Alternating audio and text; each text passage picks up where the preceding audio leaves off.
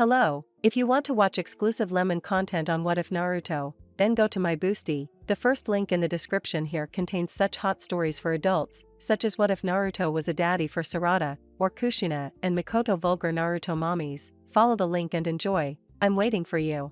The night over Konoha was cold, and a torrential rain washed away the blood of the day's missions. Naruto Uzumaki, the hero who had brought Sasuke Uchiha back to the village, was standing in front of the huge village gates. There were no crowds celebrating. There were only disdainful glances from the villagers and the constant whispering from the council, who considered him more of an unstable weapon than a blade shinobi. The promises of recognition had been broken. With a silent movement, Naruto pulled out his front protector. The metal was cold under his fingers.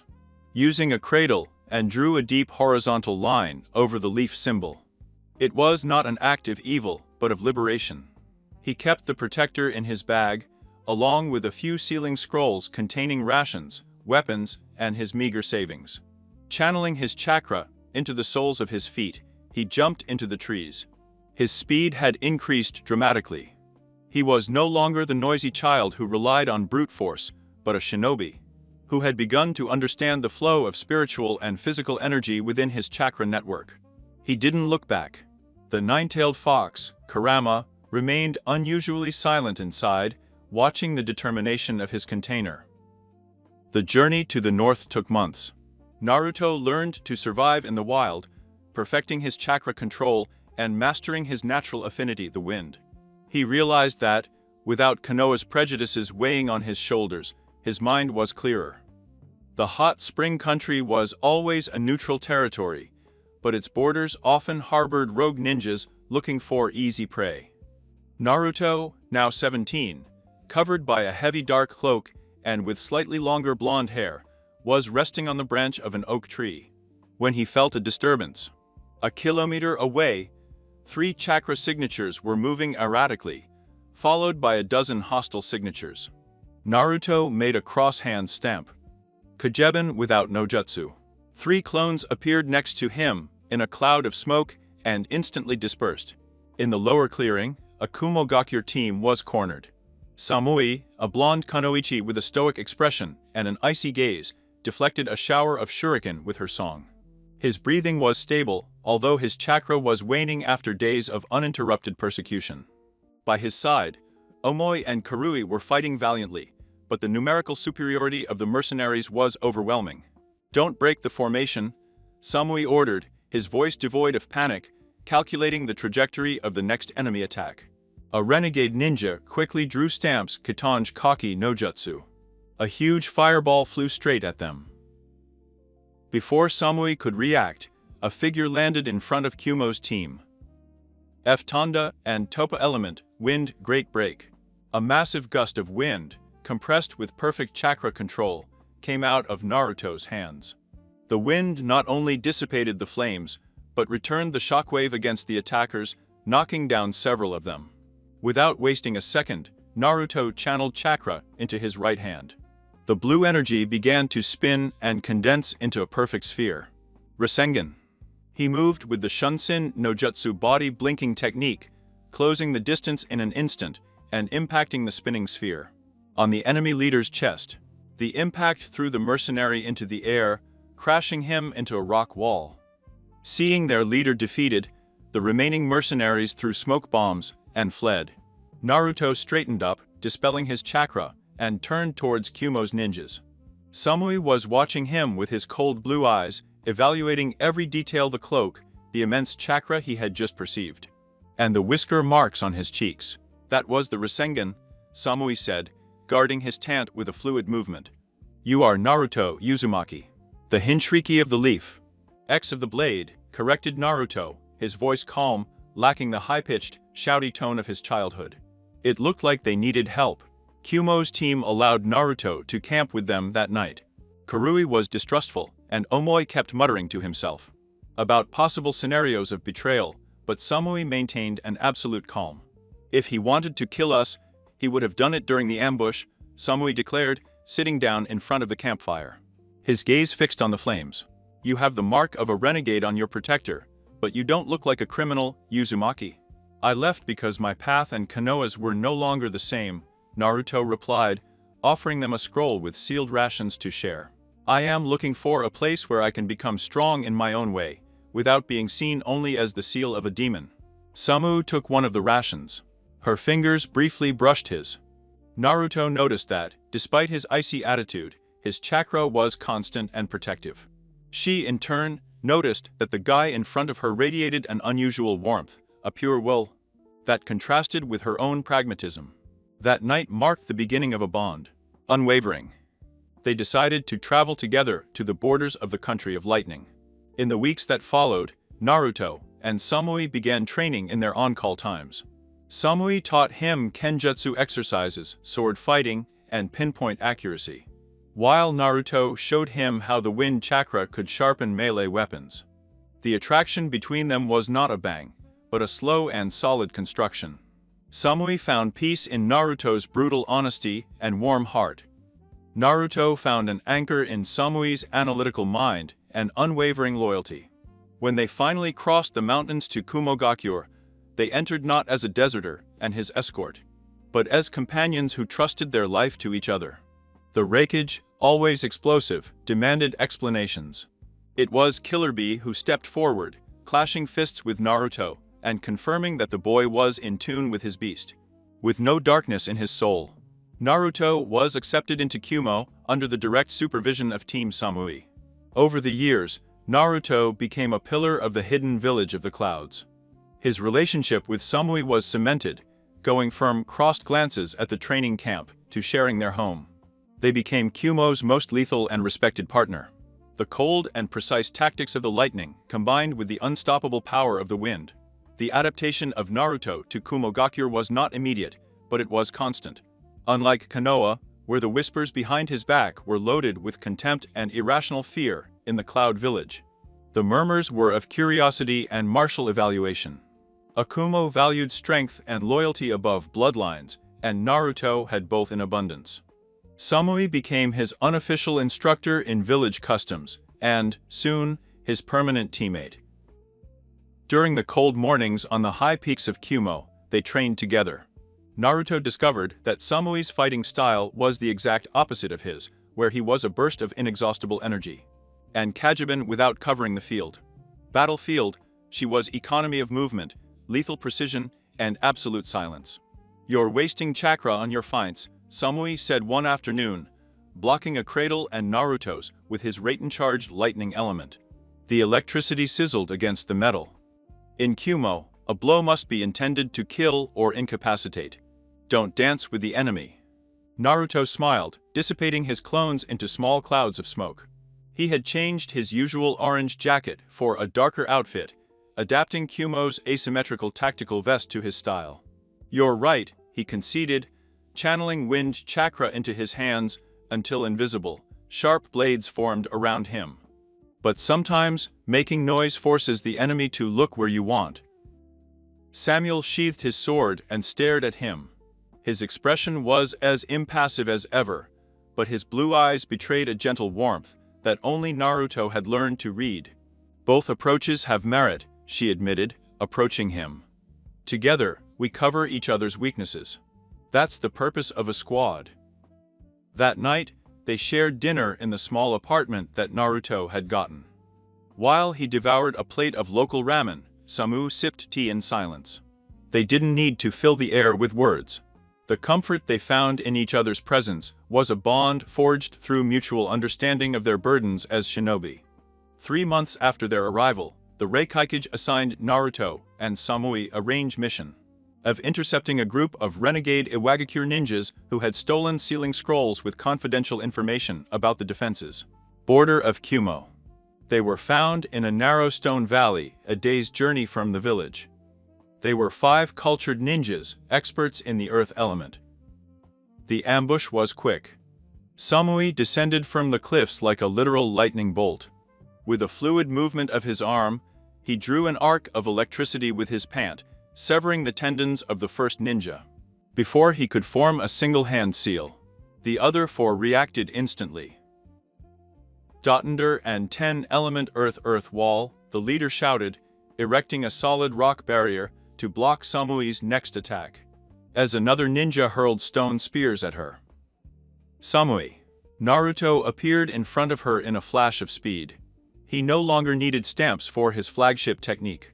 In his right palm was spinning a dense, whirring Rasengan, out of the way. He smashed the spiral chakra sphere directly into the stone wall.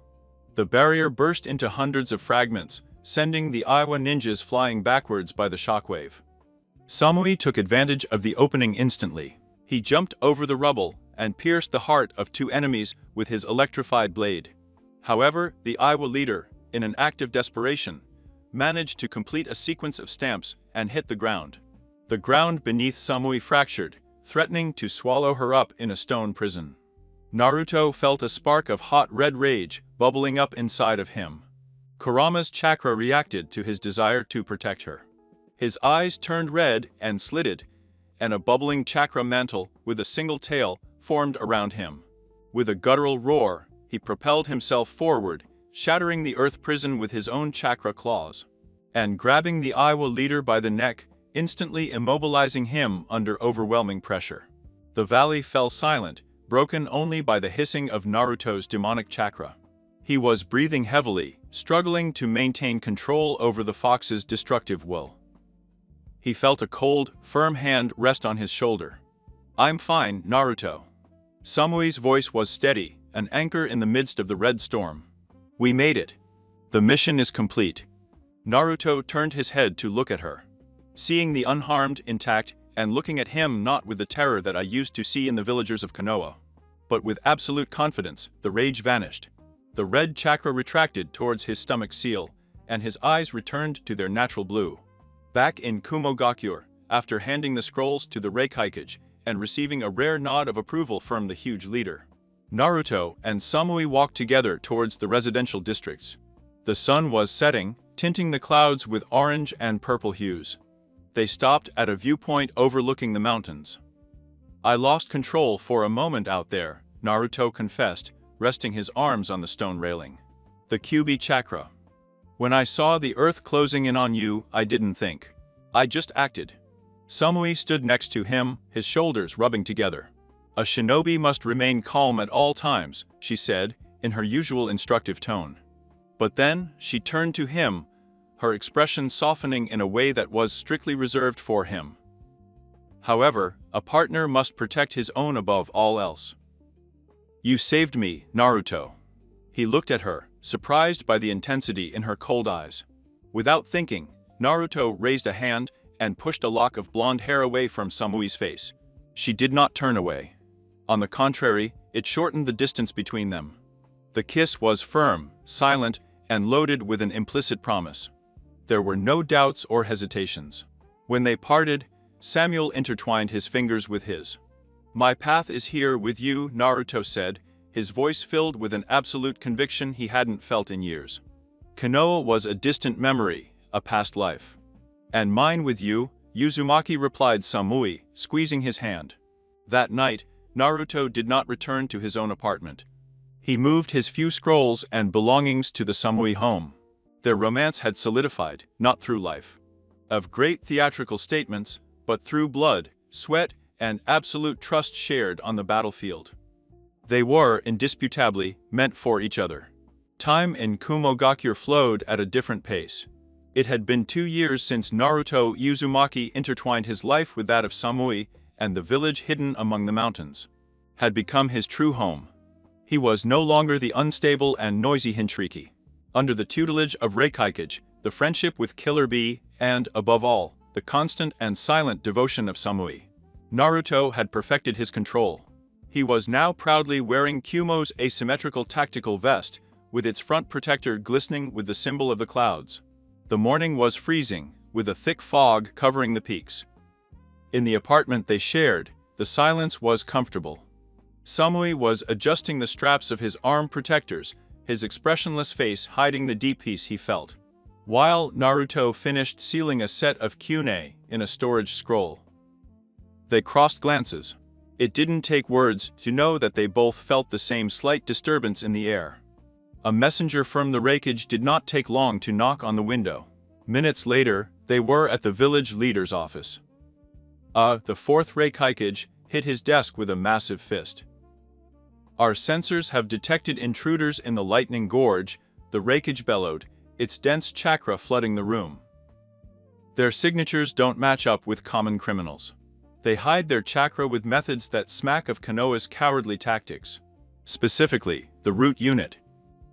Naruto clenched his fists, but Samui's gloved hand rested on his, cold and firm. The touch dissipated any tension in him immediately. They want their weapon back, Naruto said, his voice low and calm, without a trace of fear. Akumo doesn't give up his shinobi, the Reikage replied with a fierce smile. You two know the terrain better than anyone. Go and show those spies what happens to those who invade our borders. The trip to the gorge was a blur of speed. Jumping from cliff to cliff, Naruto and Samui moved in perfect synchronicity. A lethal choreography born from hundreds of shared missions.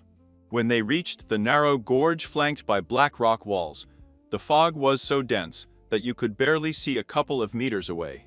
Samui unloaded his tanti in total silence, channeling his Raiten chakra through the blade until it emitted a low-pitched electric buzz.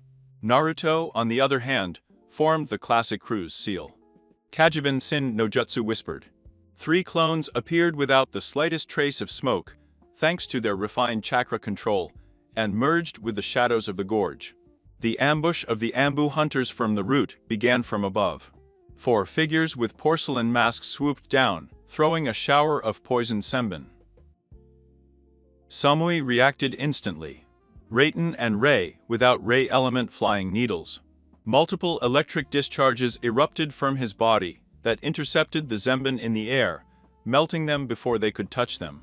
At the same time, one of Naruto's clones intercepted the first Ambu with a chakra-powered upward kick, sending him crashing into the rock wall. Naruto Uzumaki said one of the and, whose mask had red markings.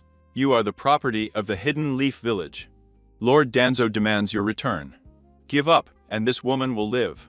A dry laugh escaped Naruto's lips. He was no longer affected by these mind games.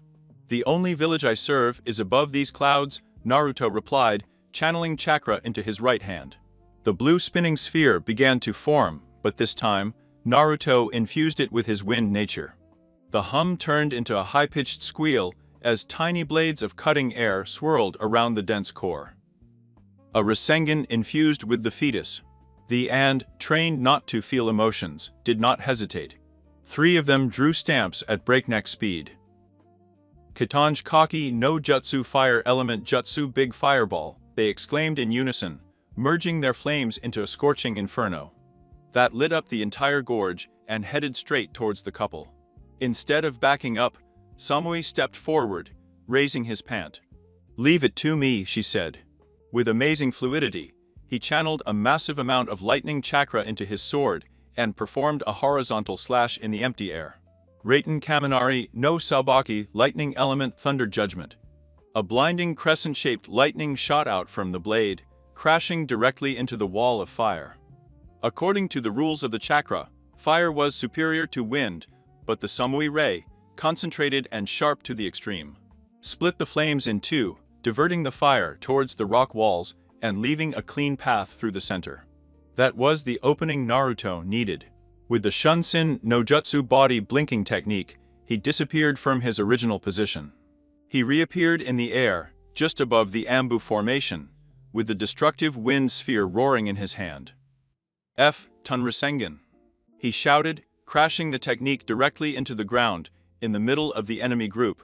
Chakra's explosion was not of fire or rock, but of pure wind gusts, invisible and cutting like thousands of tiny swords. The shock wave destroyed the earth formations that the Zambu tried to raise for protection, tearing their armor and brutally throwing them against the rocks. The chakra shock was so intense that it completely cleared the fog from the gorge. When the wind died down, the 4 root hunters lay unconscious and defeated on the cracked ground. Naruto landed gently, dissipating the remaining energy from his hands. His breathing was stable. I had not needed to resort to the fox chakra. His own power, combined with Samui's impeccable accuracy, had been more than enough. Samui walked to a stop beside him, sheathing his sword with a dry click. He inspected the prisoners coldly. "We will seal them and hand them over to Kumo's interrogation division. The Reikikage will be pleased to have information about Danzo's operations," she said, her tone returning to her usual pragmatism. Naruto nodded, taking out a special sealing scroll designed to suppress the prisoner's chakra. While performing the necessary seals, he felt Samu's gaze fixed on him.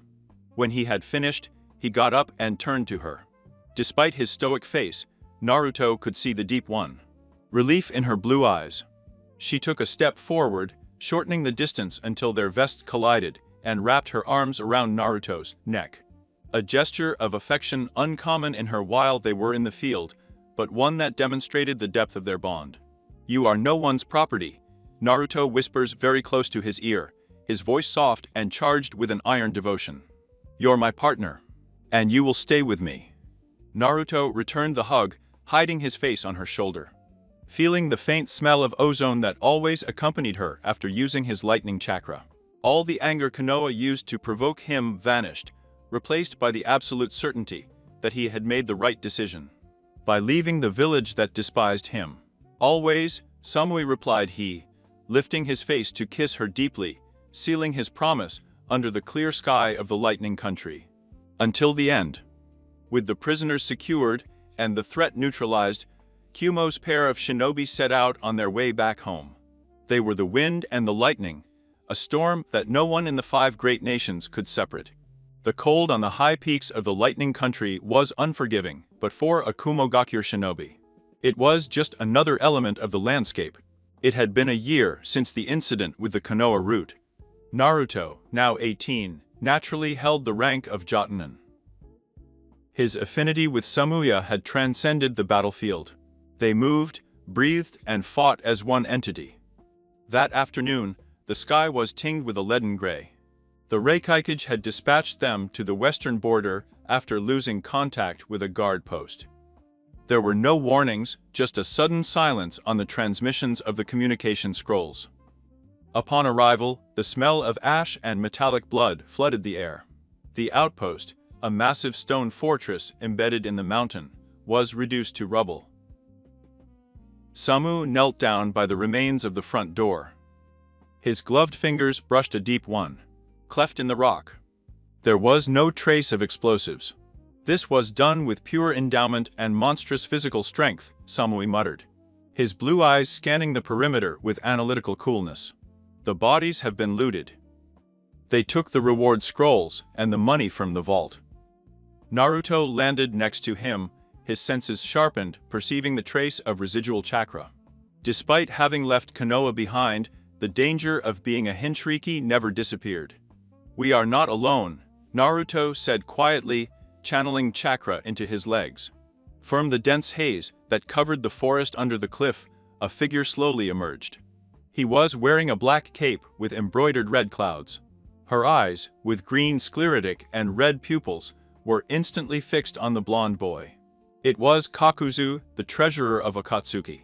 "It is such a profitable turn of fate," Kakuzu croaked, his hoarse voice echoing in the silence of the gorge. "To come for the reward of a few simple border guards and meet the Hinshiriki of the Kyubi. Konoha pays a fortune for your head, dead or alive. Although the leader prefers you alive." Samui stepped between Naruto and the mercenary, drawing his tanti in a fluid and lethal movement. The lightning chakra began to sizzle along the steel blade. "No one in Kumo collects rewards for their own comrades," Samui declared, his voice cutting like ice. "And you're not getting out of here alive." Kakuzu let out a dry laugh as his body started to contort. From his torn back emerged 4 masked entities made of thick black threads. "Doten Domu Earth Element Earth Spear," Kakuzu muttered. Her exposed skin took on a dark, metallic hue, hardening to become impenetrable. Naruto didn't waste a second. He formed the cross seal with his index and middle fingers. Kajibin without no jutsu, 10 shadow clones burst onto the battlefield, scattering to surround Kakuzu and their masks. The battle broke out with deafening violence. 2 of Kakuzu's masks, those of fire and wind, were combined in the air. Katen Zukoku, fire element, smart head job, and Fetnachuga and wind element, pressure damage. The overlapping voices of the masks echoed before unleashing a hurricane-fueled inferno of flames. The massive fire wave swept across the clearing, evaporating the fog instantly. "Samui?"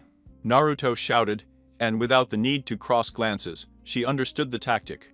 While the Naruto clones were being destroyed by fire, the original Naruto appeared behind Samui, placing both hands on his back. In an act of perfect chakra synchronization, Naruto channeled his pure F-ton into Samui's body, enveloping her in a cloak of invisible wind. Taking advantage of Naruto's wind propulsion, Samui shot forward with supersonic speed, passing through the flames. The wind around him created a void that deflected the fire. Arriving in front of Kakuzu, the mercenary raised his toughened arm with Doton to block the frontal attack. But the affinity of nature dictated the rules. The Raiten was superior to the Doton. Samu concentrated all his chakra on the tip of his tant. "Raiten Reikirinos in piercing flash lightning element," exclaimed. The electrified blade crashed into Kakuzu's iron arm. There was a sharp squeak of metal against stone. Blinding sparks lit up the clearing, and finally, the ground defense gave way. The tan pierced Kakuzu's arm and sank deep into his chest, shattering the original heart that was housed there. Kakuzu recoiled with an angry scream, his black threads twisting violently to try and skewer Samui. Before the threads reached her, Naruto appeared in an instant with his Shunsin no Jutsu, holding a giant Rasengan in his right hand. "You won't touch my wife," Naruto roared, smashing Chakra's rotating sphere directly into the lightning mask of Kakuzu, who was trying to outflank them. The mask shattered under the brutal pressure of the Rasengan, scattering inert black threads across the floor. Having lost 2 hearts in less than 3 minutes, Kakuzu assessed the situation. The profitability of the battle had fallen drastically. His shattered body quickly put itself back together, absorbing one of the hearts from the remaining masks. "Kumo's shinobi are as annoying as rumored," Kakuzu spat, backing up towards the edge of the cliff. As his remaining masks threw up a curtain of smoke and debris to cover his return. "Roll. This isn't over, Hinshriki." In the blink of an eye, Akatsuki had disappeared, leaving behind only destruction. The adrenaline slowly descended. Naruto dissipated his chakra, his agitated breathing forming bow in the cold air. He turned to Samui. She was sheathing her sword. She had a slight cut on her cheek from a black thread that managed to graze her, but otherwise, she was unharmed. Naruto reached over and extremely gently ran his thumb over the wound on his face, wiping the fine line of blood. "Are you okay?" he asked, his voice charged with a genuine concern that belied the ferocity with which he had just fought. Samu closed his eyes for a split second, resting his cheek against Naruto's hand. In that simple gesture, all the tension of the battle dissolved. "My sword and I are intact," she replied, opening her eyes to look at him with that icy intensity that was only melting for him. "We worked well today. Your wind control to propel me was perfect. I couldn't have done it if you didn't blindly trust me not to cut you with my chakra." Naruto smiled, bringing his forehead closer to hers. "We are the best team, Samui." "Kumo, Akatsuki. I don't care who comes. As long as we are together, no one will stop us." "It's a promise, Uzumaki," Samui murmured, kissing him with an urgency he rarely showed.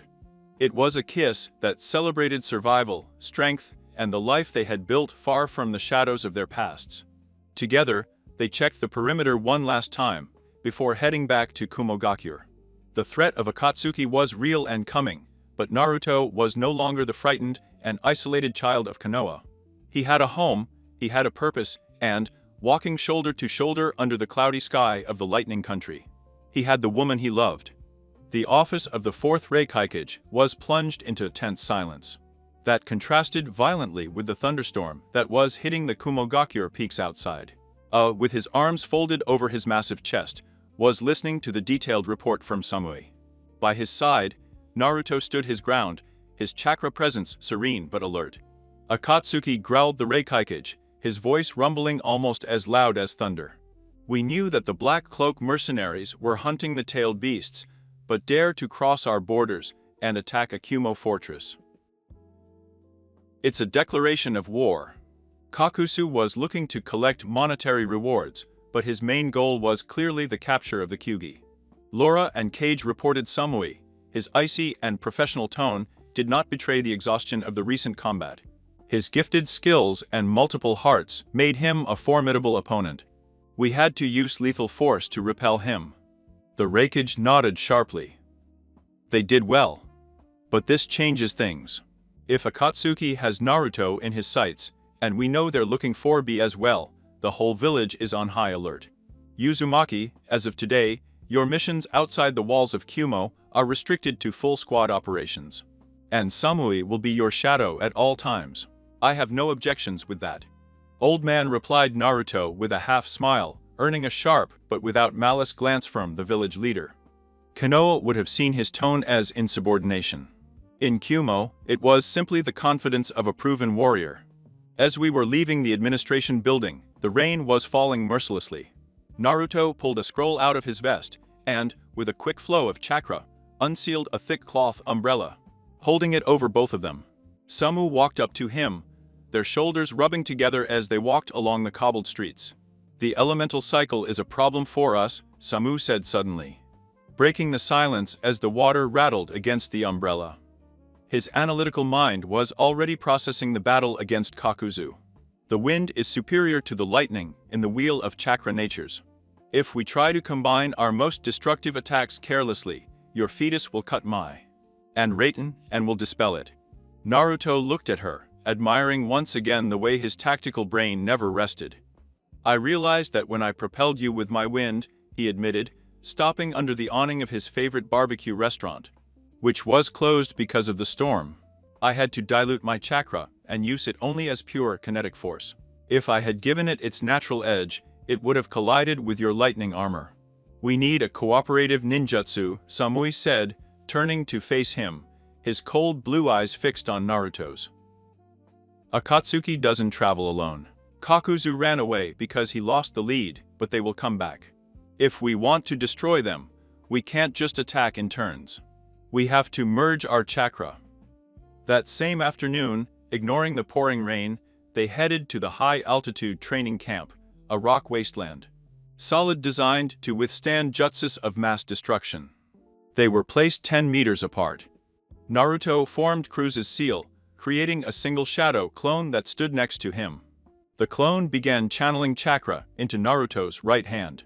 The high-pitched sound of 1,000 birds and the roar of a hurricane began to fill the air as a Rasengan formed, slowly injected with wind nature chakra.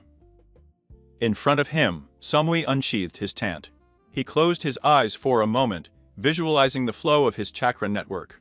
He released his power and the action sheet. Zero was enveloped in crackling white lightning that spread like whips around her. The trick is not to crash head-on, Naruto shouted over the roar of the storm and his own jutsu. You have to wrap your lightning bolt in the center of my rotation, Samui. My wind will act like a container that makes. It will accelerate your lightning instead of cutting it. The timing must be perfect, Uzumaki. If my chakra surpasses yours, the Rasengan will explode in your hands. If yours surpasses mine, my sword will break. I trust you. Do it. Samui propelled himself forward with breakneck speed, the water at his feet evaporating from the intensity of his Raiten chakra. Naruto ran towards her, holding the Rasengan Effetin in front. In the last millisecond before colliding, Samui did not point his sword at Naruto, but directly at the core of the spinning sphere. He injected his lightning chakra into the wind vortex. The impact was deafening. For a critical second, the natures collided. The wind tried to tear the electricity, and the lightning tried to pierce the air container. Naruto's hands bled from the friction, and Samui's arm muscles trembled under the immense pressure of keeping the flow constant. But then, he stabilized. The blue and white chakra merged into a spinning sphere of pure electromagnetic and hurricane annihilation. The wind no longer cut the lightning. He was speeding it up in an infinite loop, creating a glowing plasma core that lit up the entire training ground. Now, they ordered both in unison. Naruto and Samui, moving as one being, redirected the unstable chakra mass towards a massive cliff at the end of the field. The sphere shot out like a two-colored comet. There was no explosion of fire or earth. Instead, the cliff was simply erased. The cooperation ninjutsu disintegrated the rock at the molecular level, leaving a perfectly circular and smooth crater 50 meters in diameter, with the edges fused into glass. Glowing. The recoil of the technique threw them back. They fell to the rocky ground, breathing hard. The Naruto clone disappeared in a puff of smoke. The silence that followed was absolute, broken only by the sound of the rain, hissing as it touched the hot crater. Samui sat up slowly, putting away his tan with a snap. He approached Naruto, who was sitting on the floor, looking at his bruised hands with a smile of pure satisfaction. She knelt down in front of him and took his hands in hers, channeling a very weak and warm flow of snapping. Neutral to relieve the numbness of your nerves. "We made it," Naruto said, looking up to meet her gaze. "No Akatsuki member will be able to block that." Samui didn't match, a weird little smile softening his icy features. "It is an important technique. Impeccable. We'll call it Flash of the Storm God." Naruto let out a hoarse laugh, drawing her towards him. Samui put up no resistance, letting herself fall into his embrace, wrapping her arms around his neck. While he buried his face in her blonde hair, soaked by the rain but smelling of ozone and home.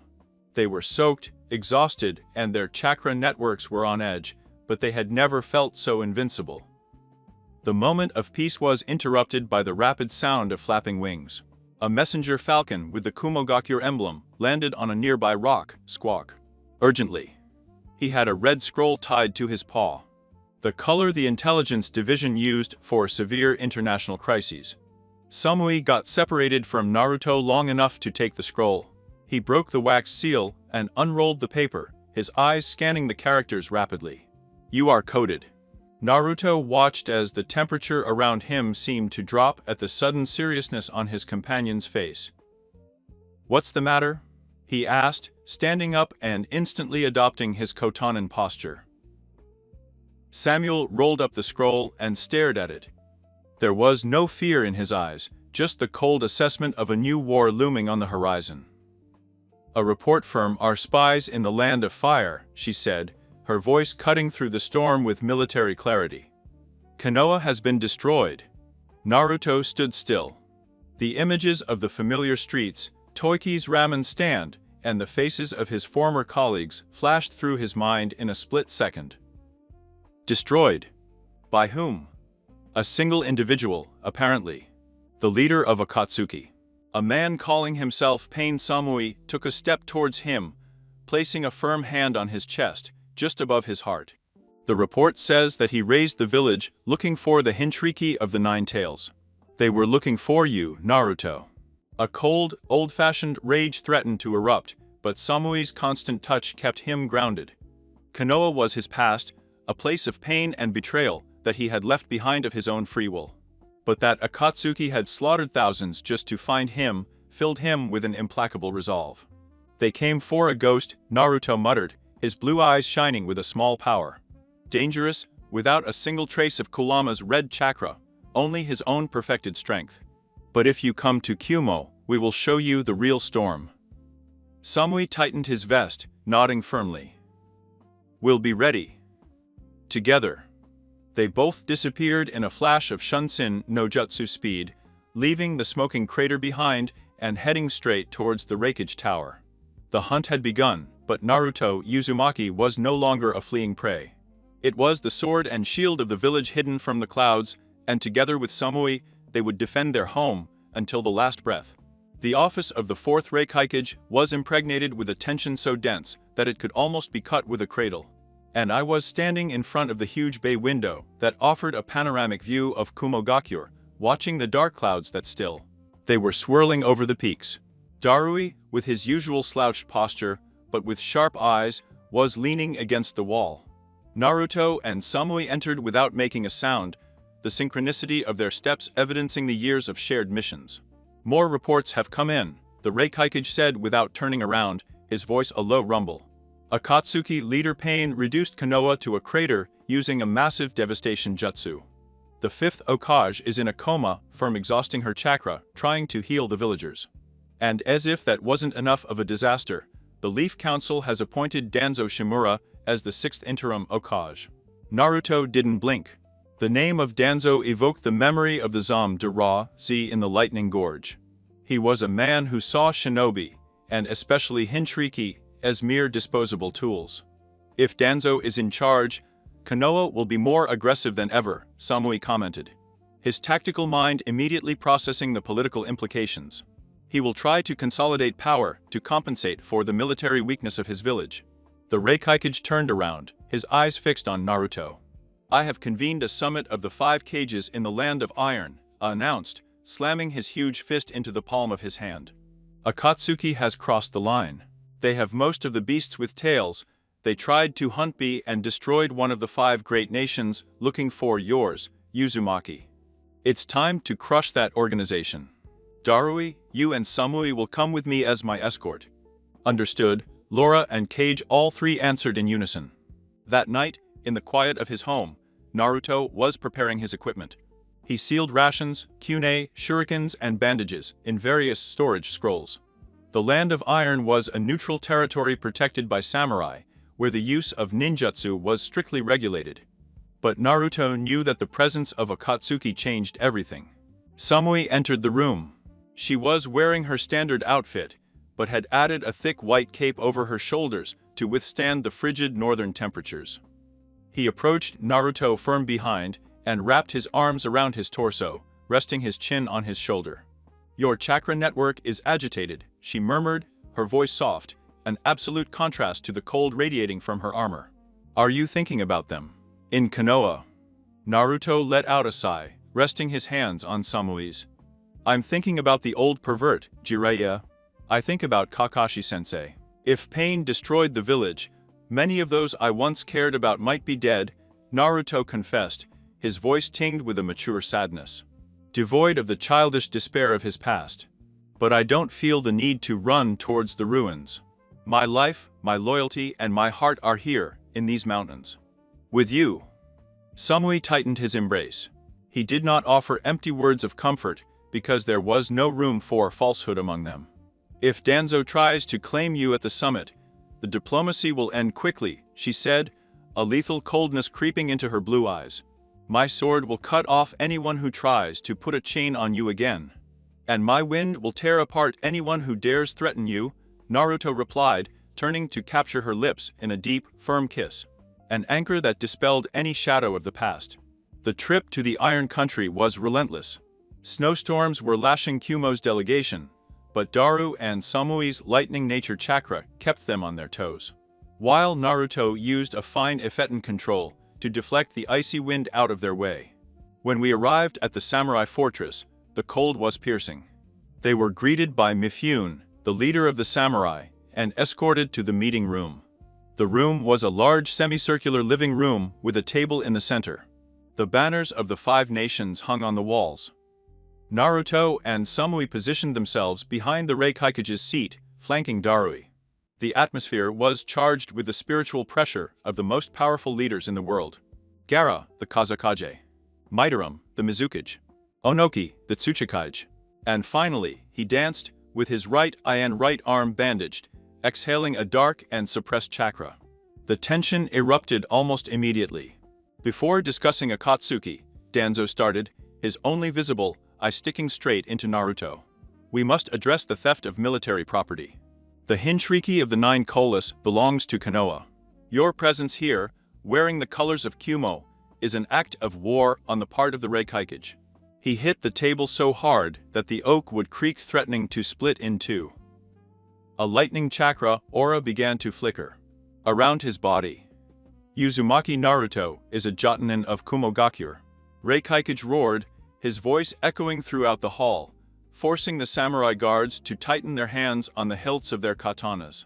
He came to us of his own free will when your village treated him like garbage. If you try to lay a finger on him, Shimura, I'll reduce you to ashes right here. Naruto didn't flinch. He didn't scream, he didn't demand to be heard. He just stood his ground, his imposing presence. Samui, at his side, slid his thumb over the guard of his tant, releasing the order. A single millimeter. The soft metallic click was enough to get Danzo's bodyguards, Fumatorun, into combat position. A weapon has no wool, Danzo replied coldly, trying to use a diplomatic tone that concealed his venom. Handing over the Hinshriki is the first step to show that Kyumo wants international cooperation. My will is absolute, Naruto interjected, his calm, deep voice cutting through the tension in the room like a wind blade. He looked at Danzo with an icy contempt that he had learned from Samui. I'm not a weapon, I'm a shinobi from the clouds. And if the root comes close to my home again, I will not leave the intruders unconscious next time. Gaara, watching the scene with her arms crossed, nodded slightly, recognizing Naruto's growth. Before Danzo could respond or attempt to use the subtle genjutsu of the Sharingan hidden in his bandage, a strange chakra disturbance emerged in the exact center of the round table. It was a slimy signature, like spores from a plant. A white, deformed figure emerged from the solid wood.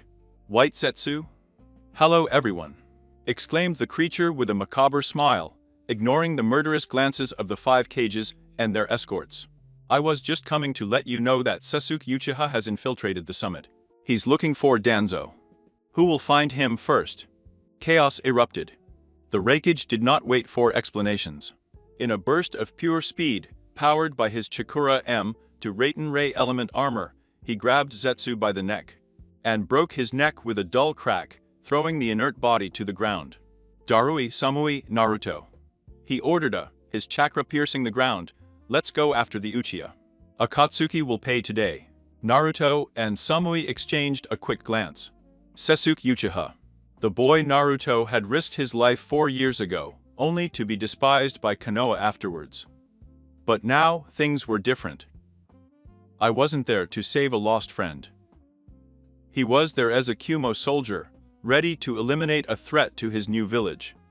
Together with Samui, they drew their weapons and plunged into the depths of the samurai fortress, ready to unleash the perfect storm on any Akatsuki member who crossed their path. The corridors of the samurai fortress in the land of iron trembled under the weight of the chakra of the 4th Raikage. Didn't bother to use the doors. He would simply walk through the massive stone walls with his Chakura M to chakra mode lightning element Raiten activated, leaving a trail of smoking debris. Behind him, moving with a quiet agility that contrasted with the brute strength of their leader, Darui, Samu, and Naruto followed. The cold air of the place began to warm up, charged with a palpable murderous intent. As they descended to the lower levels, the sound of steel clashing and the screams of samurai echoed in the distance. They're close. Raikage barked, his eyes shot in pure anger. That Uchiha brat will think he can walk around here in the Akatsuki Cape. They turned the final corner, and the main corridor opened before them. There, surrounded by fallen samurai, was the Taka team. Su Ijetsu wielded the Kubikirich with a sadistic smile. Yotago was breathing heavily with mutated body parts. And Karen was clinging to the wall, tracking chakra signatures. In the center, with a cold gaze, and the Sharingan turning blood red, was Sasuke Uchiha. When Sasuke's eyes landed on Kyumo's delegation, his expression barely changed until he recognized the blonde figure standing next to the ice Kunoichi. Sasuke's frown furrowed slightly. Naruto. Sasuke muttered. His voice was a mixture of disdain and genuine surprise. You're wearing Kyumo's protector. So the rumors were true. Konoha's lapdog finally broke its leash. Years ago, those words would have caused Naruto to shout promises about friendship and the duty of taking him back home. But the Naruto who was standing in front of Sasuke was no longer a child driven by naivety. His blue eyes were icy ponds, a reflection of Samui's influence. There are no chains to break, Uchiha replied Naruto, his tone so calm and flat that it unsettled Karen, who was expecting an unstable chakra explosion based on the reports she knew. You are an Akatsuki terrorist. You've attacked one of our own, here's a look at him.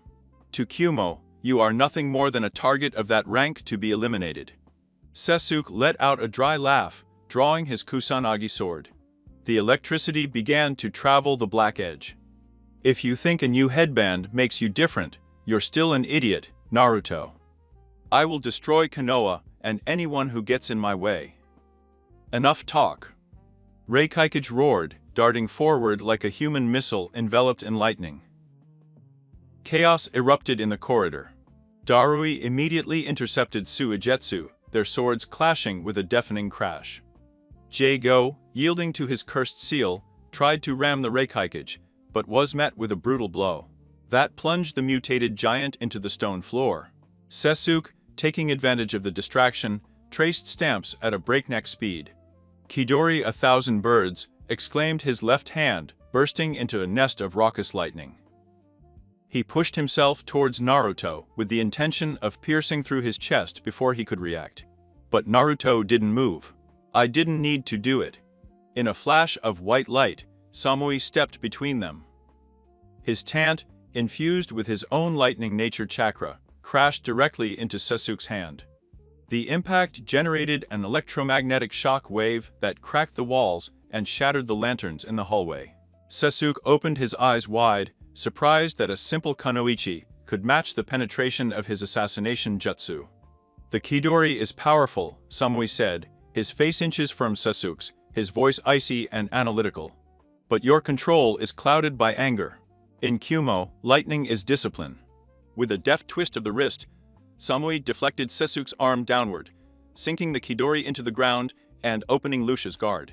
That was the exact moment Naruto was waiting for. Having channeled his wind chakra, while Samui was covering him, he took a step forward. He didn't use clones. There was no warning. Funshin and Gyoku, wind element spheres of the void. Naruto inhaled deeply and exhaled a burst of compressed air bullets at close range. Sasuke, with his Sharingan predicting the move in the last millisecond, was forced to drop his sword and cross his arms, barely managing to channel chakra to defend himself. The wind spheres tore his Akatsuki cloak and produced deep cuts on his arms and chest. They threw, leaving it several meters back. Sasuke landed awkwardly, spitting blood. He looked at the couple in front of him. The coordination between the blonde and Kumo's wife was unnaturally perfect. They did not communicate with words or gestures, they simply flowed together, covering each other's blind spots with lethal precision.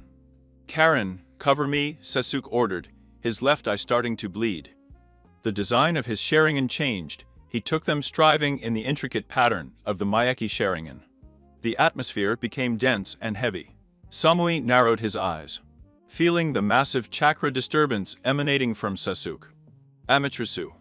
The Uchiha shouted, focusing his vision on Samui, identifying it as the immediate tactical threat. Black flames, burning and inextinguishable, burst out at the exact point where Samui was standing. However, they found no meat.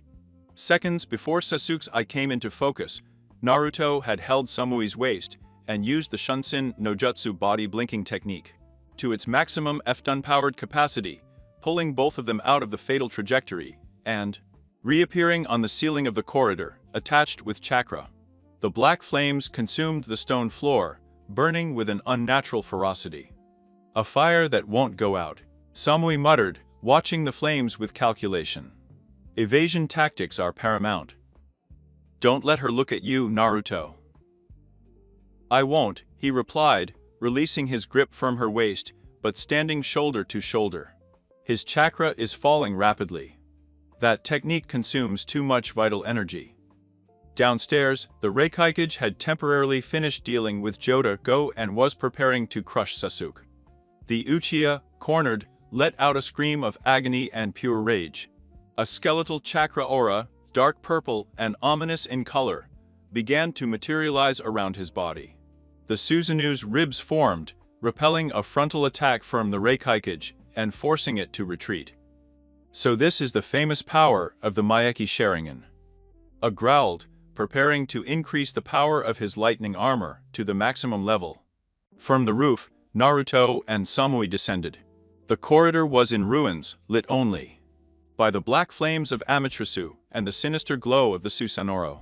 That chakra armor is dense and very Baruos, sheathing its both and forming a hand seal. A direct physical attack would be a waste of stamina. "Then we will destroy him with pure pressure," Naruto said. His hands were already in position. Without needing to speak, they began to channel their chakra. Naruto began to form the Rasengan fetus in his hand, the sound of the wind roaring in the enclosed space. Next to him, Samui released a massive amount of Raten, sending tendrils of electricity to intertwine with the hurricane of Naruto. They were going to execute the flash of the storm god right there, inside the fortress. Sasuke, inside the rib cage of his Susanoo, looked at them with a mixture of hatred and disbelief. The Naruto he remembered, the loser desperate for his approval. He had completely disappeared. In his place was a ruthless warrior willing to eradicate him without a second's hesitation.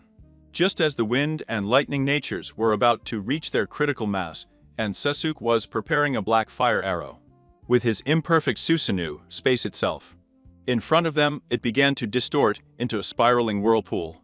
A figure with an orange mask peeked out from the distortion, placing himself exactly between Sasuke's Susanoo and the combined jutsu of Naruto and Samui. The man with the one-eyed mask raised a hand, and the space around him seemed to absorb the sound and light. "That's enough for today," said Tobi's hollow voice, the supposed Madara Uchiha. "Sasuke is not yet ready to face the true power of the five nations." Naruto didn't stop his jutsu. There was no mercy for Akatsuki. With a unified shout, he and Samui launched the unstable sphere of wind and lightning directly at the masked man and the Uchiha. The massive technique pierced through space, but instead of hitting the Susanubo's flesh or bone, it passed cleanly through Tobi's body. As if he were a ghost, crashing into the back wall and erasing half of the samurai fortress in a deafening explosion of plasma and molten rock. When the dust and smoke cleared away, revealing the snowy night sky of the Iron Country through the huge gap in the wall, Sasuke and Tobi had disappeared, leaving behind only the stunned members of Taka and the ashes of a battle that was just beginning to shape the fate of the ninja world. The icy wind of the Iron Country howled through the huge gap that the combined jutsu of Naruto and Samai had opened in the fortress. The snowflakes swirled inside, melting instantly as they touched the red-hot stone that the plasma had left in its wake. In the midst of the destruction, space became distorted again. The man in the orange spiral mask, Tobi, materialized floating on a stone pillar about to collapse. Sasuke was no longer at his side.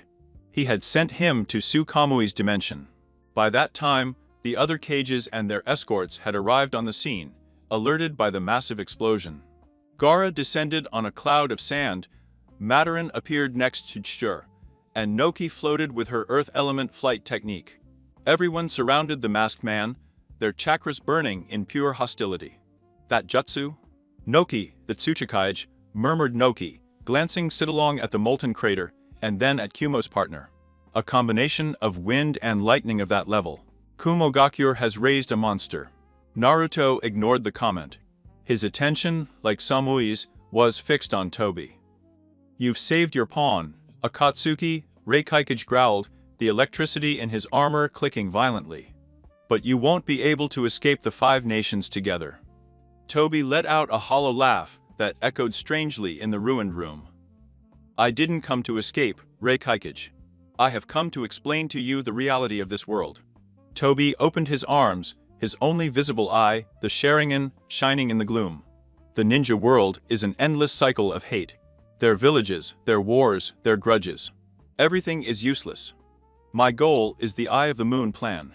I will resurrect the 10 tails, become his Hinchiriki, and project the infinite Tsukuyomi on the moon. A perfect genjutsu where everyone will live in their own ideal dreams. No pain. No wars." A sepulchral silence fell over the room. The magnitude of the plan was absurd, but the power Akatsuki had demonstrated so far made it terrifyingly plausible. To achieve that, you need Duyo Samui's 9 Beasts Chakra, his cool mind processing information instantly. His hand clutching the hilt of his sword. "You're already 7. "Exactly," Sharpakunoichi replied Tobi, fixing his gaze on Naruto. "I need the Chibi and the Kyubi. Give me Killer Bee and Uzumaki Naruto, and I promise you a peaceful place in the new world." Naruto took a step forward. There was no blind fury in him, only the deadly calm of the storm that precedes the hurricane. "If you want my brother, I see me, you'll have to drag us to hell yourself," Naruto stated. his voice echoing with an authority that shocked the cages of the other nations. I won't hide. In no false dream. My reality is here. The Reikikage was placed in front of Naruto, his immense back serving as an impassable wall. Kumogakure does not deliver his brothers. Ever. The rest of us feel the same way, Gaara intervened, the sand starting to turn. Around him. We will not give up the hope of the world even demented. Toby slowly lowered his arms. The atmosphere changed, becoming suffocating. I understand. Then they leave me no other choice. Toby's voice lost any trace of mockery, becoming cold as emptiness. I, Yukiya Madara, declare the beginning of the Fourth Great Ninja War. The next time we meet, it will be on the battlefield. With a swirl in space, Toby was absorbed by his own eye and disappeared completely. The room fell silent, interrupted only by the crackling of the flames and the howling of the snowy wind. The word war floated heavily in the air. Mifune spoke the Reikage, turning to the samurai leader who had just arrived at the shattered area. Diplomacy is over. Danzo fled like the coward he is during the chaos, using a genjutsu on you. Konoha is without leadership, but we cannot doubt. I propose the immediate formation of the Shinobi Alliance, declared Mei, the Mizukage. And I nominate the 4th Reikikage as our supreme commander. Kumogakure has his two-tailed beasts intact, and has shown the greatest military strength today. Noki, despite her pride, reluctantly nodded. Gaara instantly supported the notion. At that time, the historical differences between the villages dissolved in the face of the threat of total annihilation. 3 days later, on the high peaks of Kumogakure, the return to the village was an unprecedented display of mobilization. The forges kept ringing, the communication scrolls were flying in all directions, and the squadrons were restructuring. The alliance, if there was no fact. In Naruto and Samui's apartment, the atmosphere was a mixture of martial concentration and deep intimacy. They were sitting on the tatami floor, surrounded by kunai, explosive labels and sealing scrolls. Samui was sharpening his tant with a special setting stone. The rhythmic sound of metal scraping filled the room. Naruto sealed soldier pills and chakra rations in small cylinders that would go on his tactical vests. The Reikikage wants to send us to Turtle Island, Genbu suddenly said Naruto, breaking the silence. He says it's to keep me and be safe from Akatsuki while the alliance fights. Samui stopped his movements. She looked up, her blue eyes riveting on him. It's a logical tactical move. You are the main target. If you fall into their hands, the war is lost before it starts. Naruto frowned, dropping a scroll. But I'm not just a piece on a shogi board, Samui. And you know it? If I hide while our comrades are dying out there, all the chakra control I have achieved, every technique we have perfected together, would be of no use. Samuel sheathed his tanto and crawled along the tatami until he was in front of him. He took Naruto's face in his hands, his cold fingers contrasting with the warmth of his cheeks, where the mustache marks were accentuated by his frustrated expression. You're not going to hide, she affirmed, her tone curt but impregnated of absolute devotion. You're going to Hendu Island, yes, but not as a prisoner. You will go to learn how to control the Nine Tails chakra completely. See, he's already done it. If you're going to war, you can't just rely on your wind and our combined jutsu. You need to master the demon that already. You're in there. Naruto closed his eyes, resting his forehead against hers. The fox had always been a source of hatred, a cage of pure anger. But Samu was right. If he was going to protect his new home, the alliance, and the woman in front of him, he needed to use his entire arsenal. If I can master that power, the Reikage won't be able to hold me, Naruto muttered. Laura respects the Force. If you prove to him that you control the Kyugi, and that you can massacre the armies of Akatsuki's Zetsus, he will open the doors of the battlefront for you himself. Samui pulled back a little and looked at him fiercely. Cold. And I will be by your side. Our jutsu worked against Toby. Next time, we will be faster than Tsukamui. Naruto smiled, a genuine smile, free from the burdens of his past in Konoha.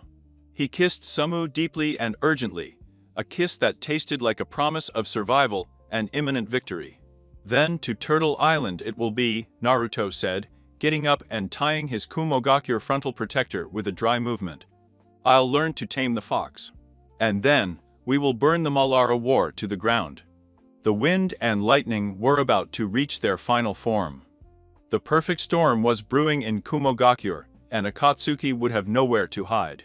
The Turtle Island, Gendu, was a moving sanctuary, a mass of land and ancestral forest on the back of a colossal beast that sailed through the waters of the country of lightning. Far from the front lines that were beginning to be drawn on the continent, the air here was dense, impregnated with a wild natural chakra. Naruto was walking through the dense forest with Samujimoto and the guardian of the island. Killer Bee was a few steps ahead, muttering rhymes about octopuses and impending wars, while his notebook levitated slightly with the help of his chakra. We arrived, fools, at the first stop, where your dark mind will be your worst move, Rap B, pointing to a huge waterfall that fell on a crystal clear and calm lake. The waterfall of truth. If you want to dominate the fox, you must first clean your own well. Naruto watched the falling water. In Konoha, the thought of facing his inner darkness would have been terrifying, filled with resentment towards the villagers who spat at him. But now, supported by the absolute confidence he felt for his life in Kumo, he walked towards the stone platform protruding into the water without hesitation. Samui stopped at the shore, crossing his arms. His posture was relaxed, but his blue eyes tracked the perimeter with the precision of a hawk. "Focus on your spiritual flow, Naruto," she said, her voice cutting off the sound of the water. "Don't fight with your fists. The mind does not submit to brute force." Naruto nodded. He sat in a lotus position on the stone, closed his eyes and leveled his breathing.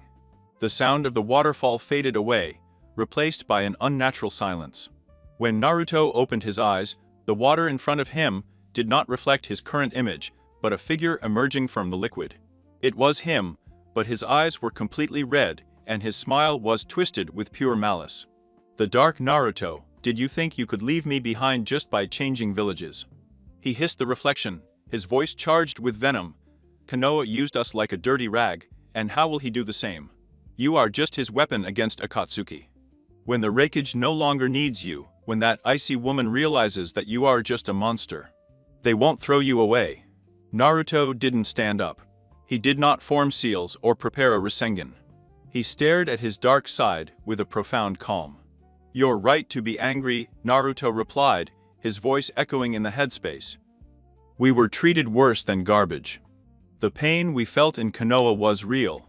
The dark Naruto blinked, confused by the lack of resistance. His clenched fist trembled. "Then join me. We will unleash the fox and destroy all those who look down on us." "No," Naruto said softly, finally getting up. "That hatred belongs to the past. I'm not the kid begging for attention anymore. I found my own way. Akumo doesn't demand me to be a martyr, it demands me to be a warrior. And Samui? She doesn't see a demon. She sees her partner." Naruto took a step towards the water, and instead of hitting his counterpart, he extended his arms and hugged him. "Thank you for bearing all that pain for me," Naruto whispered. "But you can rest now. We're not alone anymore." The dark Naruto opened his eyes in amazement. Tears of anger turned into tears of relief, and his form began to dissolve into pure chakra, peacefully merging with Naruto's spirit. The waterfall roared in his ears again. When opening the physical eyes, the water reflected sunshine or the self-confident Jotanin of Kumogakure. Returning to the shore, Samui immediately noticed the change. The slight tension that always resided in Naruto's shoulders had disappeared. His chakra signature was clearer, without any underlying static. "You got over it fast," Mato commented, and impressed.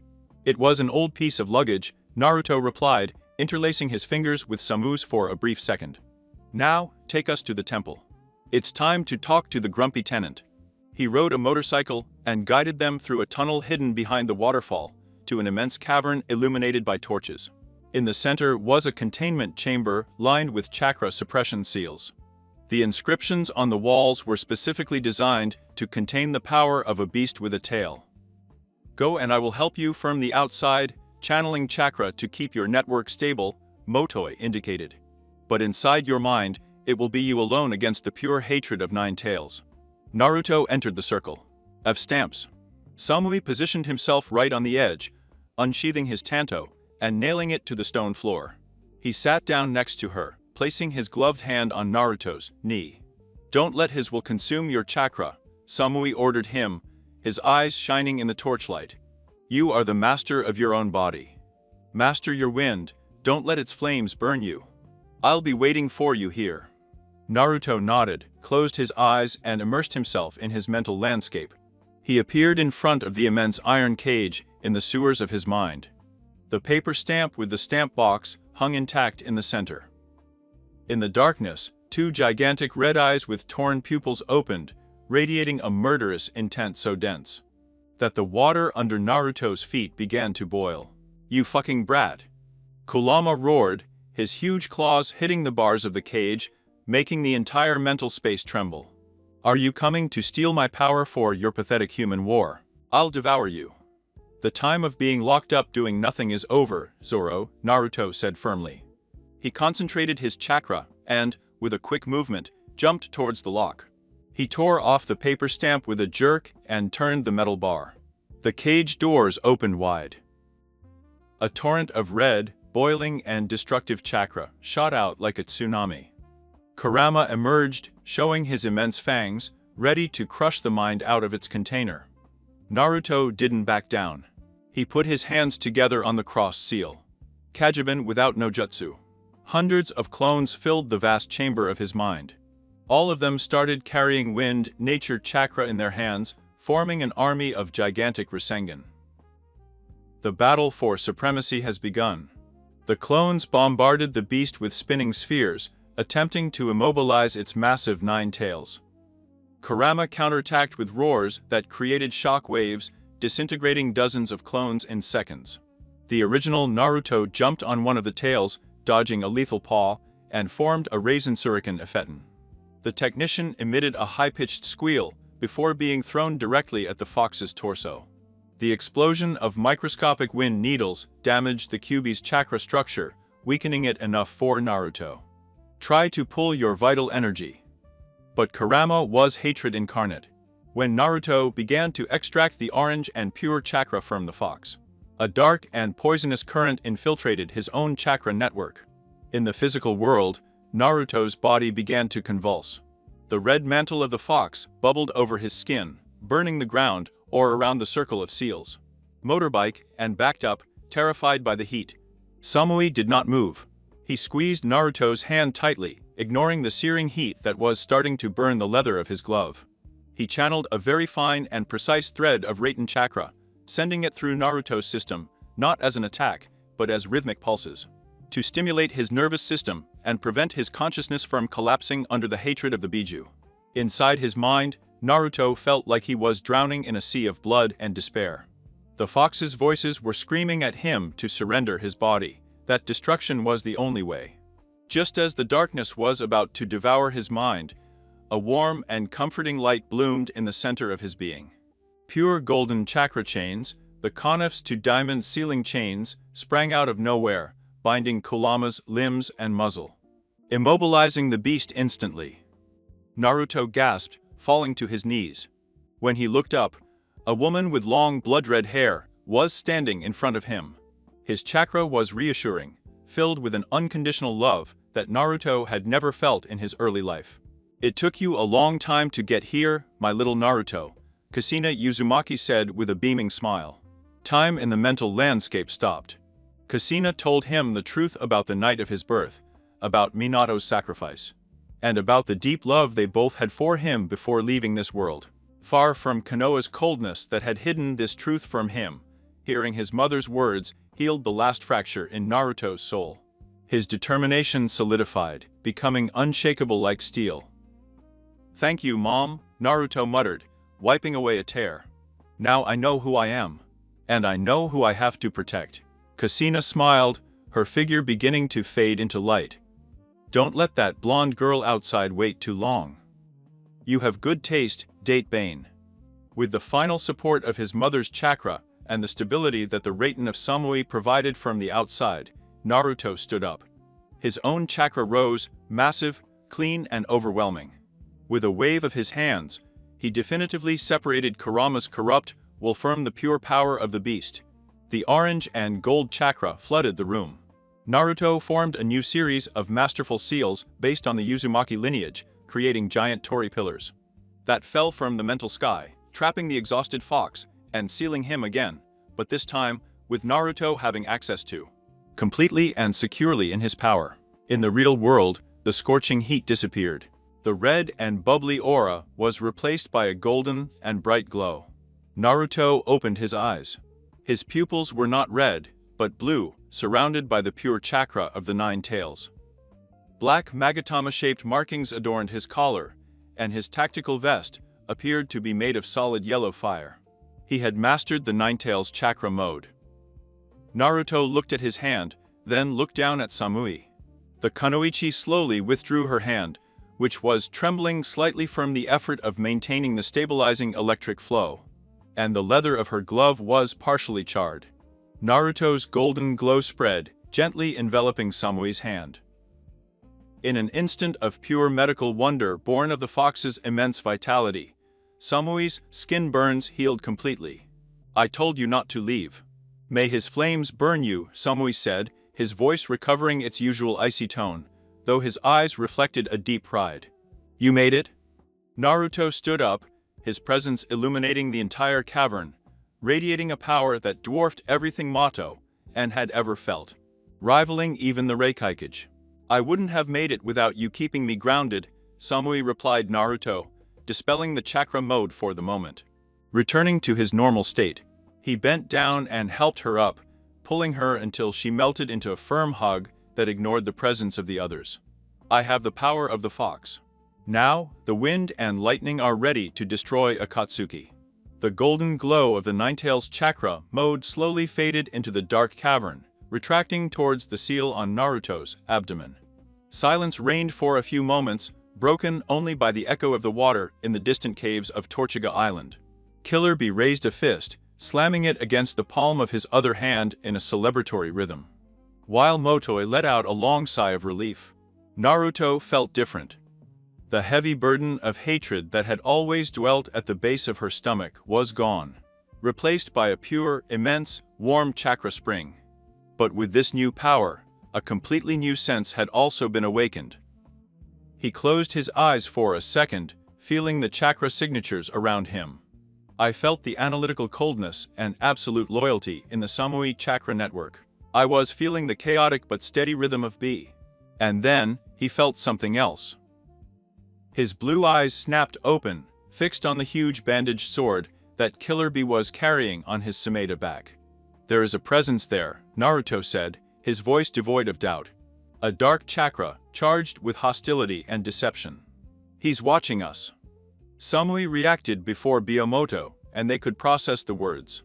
With a fluid movement devoid of warning, he unsheathed his tant, channeled pure Raiten chakra through the blade, and launched a downward slash directly at the sword on the back of the Eight Tails Hinshriki. The attack failed to connect with Tsunade. The bandaged sword twisted violently, expanding unnaturally, and a humanoid figure emerged from inside the scales, leaping backwards to evade Samui's electric edge. He landed on the stone floor, revealing his pale blue skin, shark-like features, and black cape with red clouds. "Kisame Asigaki, the monster of the hidden mist."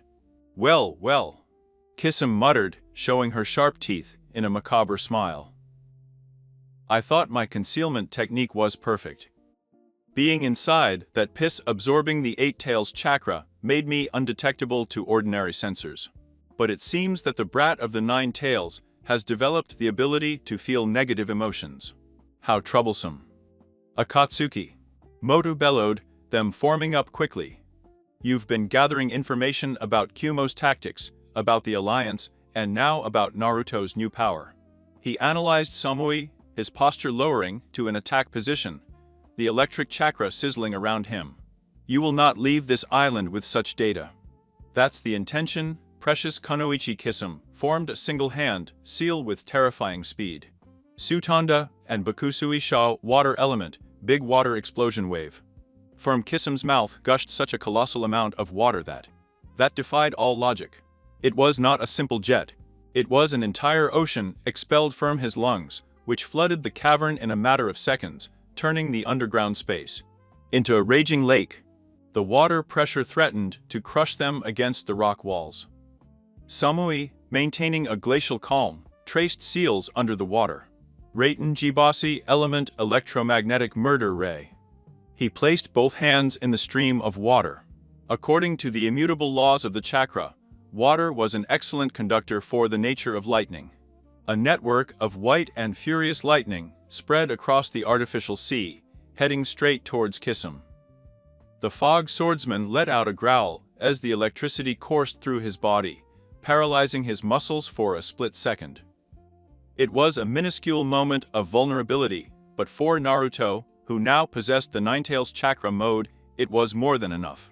The water around Naruto instantly boiled as the golden cloak burst around him. Magatama's marks appeared on his neck.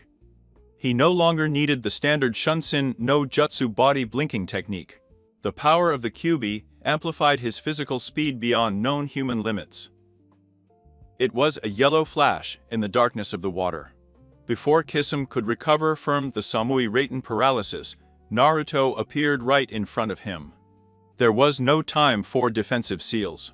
Naruto channeled his chakra, forming arms of pure golden energy that emerged from his back, trapping Kisum's limbs with an immovable force. At the same time, in Naruto's right hand, a Rasengan fetus began to howl, pushing away the water around it, creating a perfect vacuum.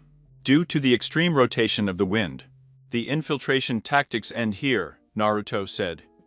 It impacted the rotating wind sphere directly on the Akatsuki's chest.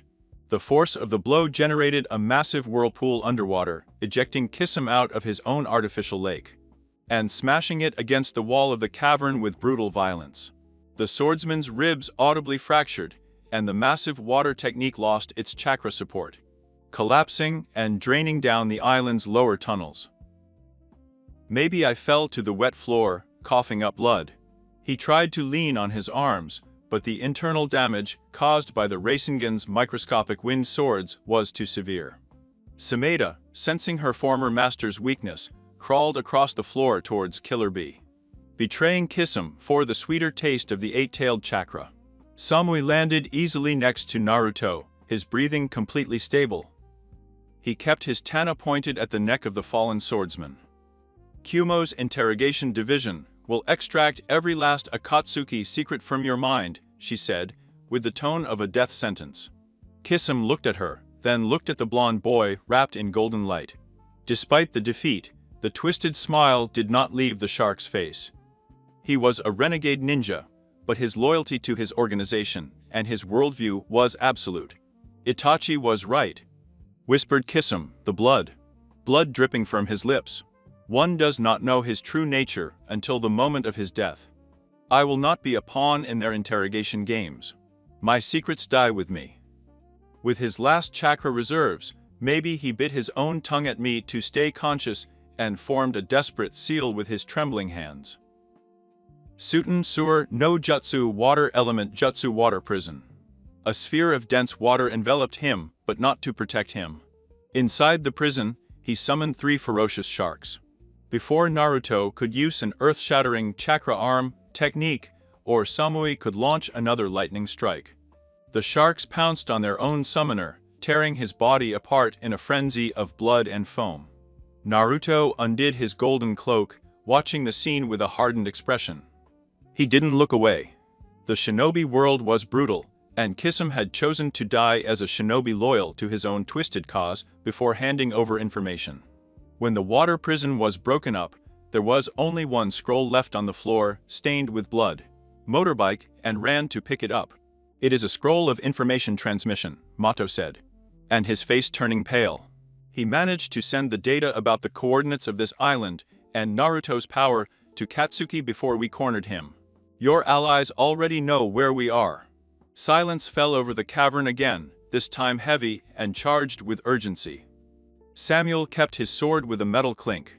He approached Naruto and, with an intimate gesture that contrasted with the massacre they had just witnessed, wiped a drop of water from his cheek. The hiding place has been compromised, she declared, staring into Naruto's blue eyes. Madara and his army will come for you. There is no point in staying on this island anymore. Naruto nodded, his face reflecting a steely determination. He had gone from being the target of a manhunt to being the Alliance's most formidable weapon. Then we'll stop running, Naruto replied, interlacing his fingers with Samui's, feeling the firmness of his grip. He turned to Killer Bee and Moto. It's time to join the front lines. If Akatsuki wants war, Kumo will show them how it's done. The storm is coming towards them. The sun was lazily rising above the horizon, tinting the sky a bloody orange. That seemed to foreshadow the massacre that was already being unleashed on the continent. Far from Turtle Island, Naruto, Samu and Killer Bee were cruising through the treetops at breakneck speed. Naruto was leading the march. Although he didn't have the Ninetales chakra mode activated to conserve energy, his new sensory senses were alert. He could feel the thousands of chakra signatures fading in the distance, the clash of elemental natures, and the immense unnatural hatred emanating from the army of white Zetsus. Every life lost from the Shino Alliance caused a twinge in his chest. But Samui's hand, which brushed his from time to time in the air to maintain formation, kept him focused. There was no panic, just an absolute military resolve. Suddenly, the air in front of them crackled. A strong smell of ozone flooded the forest before a massive lightning bolt, thick as the trunk of an ancient tree, fell directly in its path, shattering the earth and raising a cloud of dust and splinters. The three shinobi landed sharply on the surrounding branches. When the dust cleared, the huge figure of the fourth Raikage blocked the way. His Chakura M2 Raiten Ray element armor was maxed out, his hair bristling from static, and his eyes injected in pure determination and fury. That's as far as they go.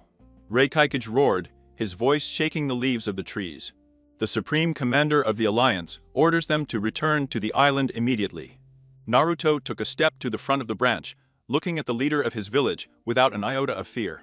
The island was discovered by Akatsuki, old man. Maybe he sent me our coordinates before he died, Naruto explained, his voice firm and calm. To stay there was to wait to be ambushed. In addition, the Alliance is suffering massive casualties. They have revived ninjas with the Edo Tensei. I can feel your evil chakra from here. That's exactly the reason why they can't go. The Raikage slammed his fist into the palm of his hand, generating a shockwave. Madara is looking for the Hintriki.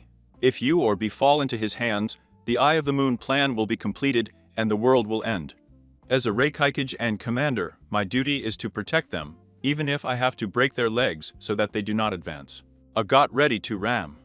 His speed in that state was considered the highest in the shinobi world after the death of the fourth Hokage of Konoha. However, before the Raikage could move a millimeter, Samui landed right in front of Naruto, getting between his leader and his partner. Her tanti was unsheathed and crossed over her chest in a blocking position. The Raikage opened my eyes a lot. Samui, what does this insubordination mean? Bramoa, genuinely surprised that one of his most loyal and rational Kunoichi pointed his gun at him. It means that my loyalty to Kumogakuren involves making the right tactical decision to win this war, Raikage, Samui replied, his voice cutting through the air like pure ice. Naruto has mastered the Ninetales chakra. He has overcome his demons. Hiding our best weapon, while our comrades are dying on the coast, is not a strategy, it is cowardice. And Kumo is not a coward. Naruto felt his heart racing, not because of the combat, but because of the woman's unwavering defense in front of him. He placed a hand gently on Samui's shoulder. Leave it to me, she whispered to him. She nodded slightly and lowered her back. An inch, but he did not leave her side. Naruto closed his eyes. In a split second, he channeled Kurama's power. The entire forest was lit up with an overwhelming golden glow. The Magatama marks appeared on his neck, and the chakra mantle, in the form of yellow flames, enveloped his body. The pressure of his power made the trees creak. If you want to stop me, Raikage, you'll have to catch up with me first, Naruto challenged. I did not hesitate. With a war cry, he disappeared in a burst of supersonic speed. His massive fist, wrapped in concentrated rays, aimed directly at Naruto's face. It was an attack designed to incapacitate instantly. but the fist only hit the empty air. The Raikage blinked, incredulous. The blonde guy wasn't there. He looked back. Naruto was standing 10 meters away, holding Samui by the waist to have pulled her out of the range of destruction, completely unharmed. His physical speed, amplified by the immense Kirugi chakra, had surpassed the lightning element armor. It was the same yellow flash reborn, but shining in the sunlight. Slowly straightened up, dissipating his electric armor. He looked at the boy, then at Samui, who was standing firm next to the Hintriki. His hands intertwined in a silent but absolute demonstration of their unbreakable bond. The Raikage exhaled heavily, a mixture of pride and resignation on his face, scarred by past battles. The savior of the world. He muttered to himself, remembering Jiraiya's words and the prophecies of the toads that had come to his ears by intelligence. Very well. If you are so sure of your power, Uzumaki, I allow you to go to the front. But if Madara gets his hands on you, I'll kill you myself before I extract the Kyuubi from you. Deal, old man. Naruto smiled, dispelling his golden cloak. And don't worry, I don't plan on dying. I have someone waiting for me at home at the end of all this. He nodded hoarsely and turned to Samui. Samui, make sure the brat keeps his word. Keep him alive. With my life, Raikage, replied she, making a perfect bow to Shinobi. Without wasting another second, the team resumed its march at full speed. Hours later, they arrived at the 1st Division, located on the rugged coast of the Country of Lightning. The sea was tinged with crimson. Darwin, the division commander, was breathing hard, wielding his sword and using his rent and storm element to keep an endless horde at bay of their white Zetas. But the real threat was in the center of the beach. Two massive figures, wrapped in a red, bubbling chakra, identical to the one Naruto used to lose control of, were slaughtering the shinobi of the Alliance.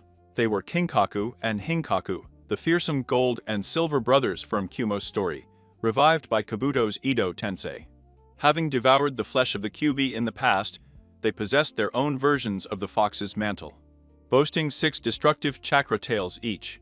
Hinkaku brandished the Bashin banana fan, unleashing a massive fire wave that threatened to incinerate an entire squad of wounded samurai. Take cover! Darui shouted, knowing that his chakra was too exhausted to raise a wall of water in time. From the dark sky, a golden light and white lightning descended like meteors. Naruto, in his Ninetales chakra mode, landed in front of the samurai. 4 huge golden chakra arms emerged from his back and spread out and formed a solid dome in front of him, absorbing and dispersing the fire wave from the banana fan with amazing ease. At the same time, Samui landed in the middle of the battalion of white Zetsus flanking the brothers. Without hesitation, he sank his tanti into the wet sand. Raiten Sanda to sob Thunder Saber Lightning Element. Instead of a cut, Samui released all his electrical chakra directly into the salty water that soaked the beach. A massive network of lightning bolts spread across the ground in a radius of 50 meters. Hundreds of Zetsus convulsed violently before falling charred, clearing the battlefield in a single masterful tactical move. Momentary silence fell over the coast. Darui smiled sideways, leaning on his sword. You're late, lovebirds. Naruto straightened up, his blue eyes shining determinedly from his golden form. Kinkaku and Hinkaku growled, their black Leto Tensei, eyes fixing on the real container of the Ninetales. The resonance of the fox's chakras filled the air with static. Don't worry, Darui, Naruto said, stepping forward as he formed the cross seal, summoning 10 golden shadow clones around him. We will take care of these fakes. Samui drew his sword, standing shoulder to shoulder with Naruto. The icy cold of his gaze contrasted with the golden fire of his companion. The war had claimed many lives, but Kumo's ultimate storm had just been unleashed on the battlefield, ready to purge Akatsuki's hatred to the root. The clash of murderous intentions on the coast of the 1st Division was so dense that the very air seemed to tremble. Kinkaku and Jinkaku, wrapped in their dark and bubbling red chakra mantles, grunted in unison. 6 tails of evil energy were waving behind each one, shattering the sand and evaporating the seawater. with its simple proximity. In front of them, Naruto shone like an earthly sun. His Ninetales chakra mode did not emit destructive heat, but an imposing warmth that revitalized the fallen samurai and shinobi around him. Samui, by his side, maintained an impeccable posture, with the ice of his gaze fixed on the two legendary criminals of Kumo's story. Fakes. Kinkaku roared, his leto-tense black eyes and injected in madness, we devoured the flesh of the fox. Our power is the true heritage of the Kyuubi. With a brutal move, Kinkaku extended one of his red chakra arms, extending it tens of meters, in an attempt to crush Samui. Naruto did not form seals. He simply extended his own hand. A luminous chakra arm emerged from his golden mantle and intercepted Kinkaku's punch in the air. The clash of the two colossal energies generated a shock wave that raised a wall of wet sand. Naruto's golden chakra, pure and in perfect harmony with Kurama, repelled the dark and corrupt chakra of the Golden Brother, forcing him to retreat. His control is rough. Naruto analyzes very quickly, without losing sight of Hinkaku, who was preparing the banana fan bash. They are revived corpses. Their immortal bodies will regenerate from any physical damage. Only an unsealed jutsu will end this. Darui appeared behind them in a flash of the Shunsin no Jutsu body blinking technique. He was carrying a huge ceramic container strapped to his back, sealed with thick ropes. I have the Koku no J and Ember Vessel of Purification, Darui announced, breathing with some difficulty after the previous combat. But to seal them, I need them to be immobilized, and their demonic chakra suppressed for a few seconds. If they move too fast, the seal will fail. Understood, replied Naruto. His voice echoed with a double layer, an echo of the joint will of him and the fox. Samui, get ready to open a breach. I always am, she affirmed, channeling her Raiten Ray element through her Tana until the blade emitted a high-pitched hum. Jinkaku waved the legendary fan with a roar, unleashing a hurricane-force windstorm combined with Doton earth blades that tore up the coastline, heading straight towards them. Naruto clasped his hands on Cruz's seal. Kujeben Sin no Jutsu, 3 golden clones appeared next to him. They rushed to the front, forming spinning chakra spheres in their hands. F-done. Lady Rasengan Element Wind Big Ball Rasengan. The clones hit their huge wind spheres directly against Hinkaku's combined attack. The collision of jutsus shook the entire beach, nullifying the attack of the fan in an explosion of wind and sand. Taking advantage of the dust curtain, the original Naruto disappeared from its position. Kinkaku, enraged, tracked down the blonde's massive chakra signature, but before he could attack him, Samui appeared right in his blind spot. Raiten Kaminari no Sabaki, Lightning Element Thunder Judgment. Samui did not aim at Kinkaku's body, knowing that he would regenerate. Instead, he plunged his electrified blade into the sand, right under the Golden Brothers' feet. The lightning chakra flowed through the salt water-soaked ground, creating a paralyzing net that trapped Kinkaku's legs. Raiten's shock directly interfered with his revived nervous system, blocking his movements for a critical instant. Now, Naruto! Samui shouted, jumping back with a graceful somersault to get out of the radius of destruction. Naruto descended from the night sky, just above the cornered brothers. His 3 golden clones were all around him, channeling chakra at a speed. Amazing! A giant shuriken, made of pure spinning chakra, was formed in Naruto's hand, but this time it was not composed only of wind. Remembering his training in the mountains of Kumo, Naruto had infused a small amount of elemental lightning chakra that Samui had transferred to him. Seconds before the jump. Senp. Raiten Fetten Rasen Shuriken. Art Sage Element Lightning Wind Shuriken Spiral. He launched the monumental technique. The glowing shuriken cut through the air without emitting a sound, falling directly on Kinkaku and Jinkaku. On impact, there was no simple explosion. The sphere expanded into a giant dome of microscopic needles of wind and sharp lightning. The attack was so lethal and precise that it shattered the brothers' red chakra defenses layer by layer.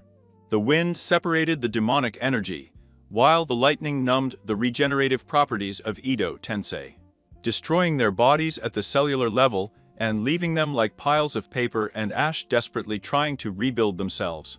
It was the perfect opening. Darui? Naruto called, landing gently on the sand as the glare of his attack dissipated. Darui was already positioned. He removed the lid of the amber purification vessel and channeled his chakra through the legendary object. Respond to their punishment, Darui exclaimed. Kinkaku and Hinkaku, howling in pain and rage as their paper bodies struggled. For joining in, they instinctively looked up at the voice.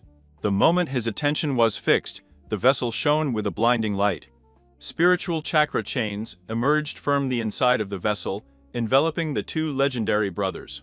Despite their screams and their resistance, the sealing force was absolute.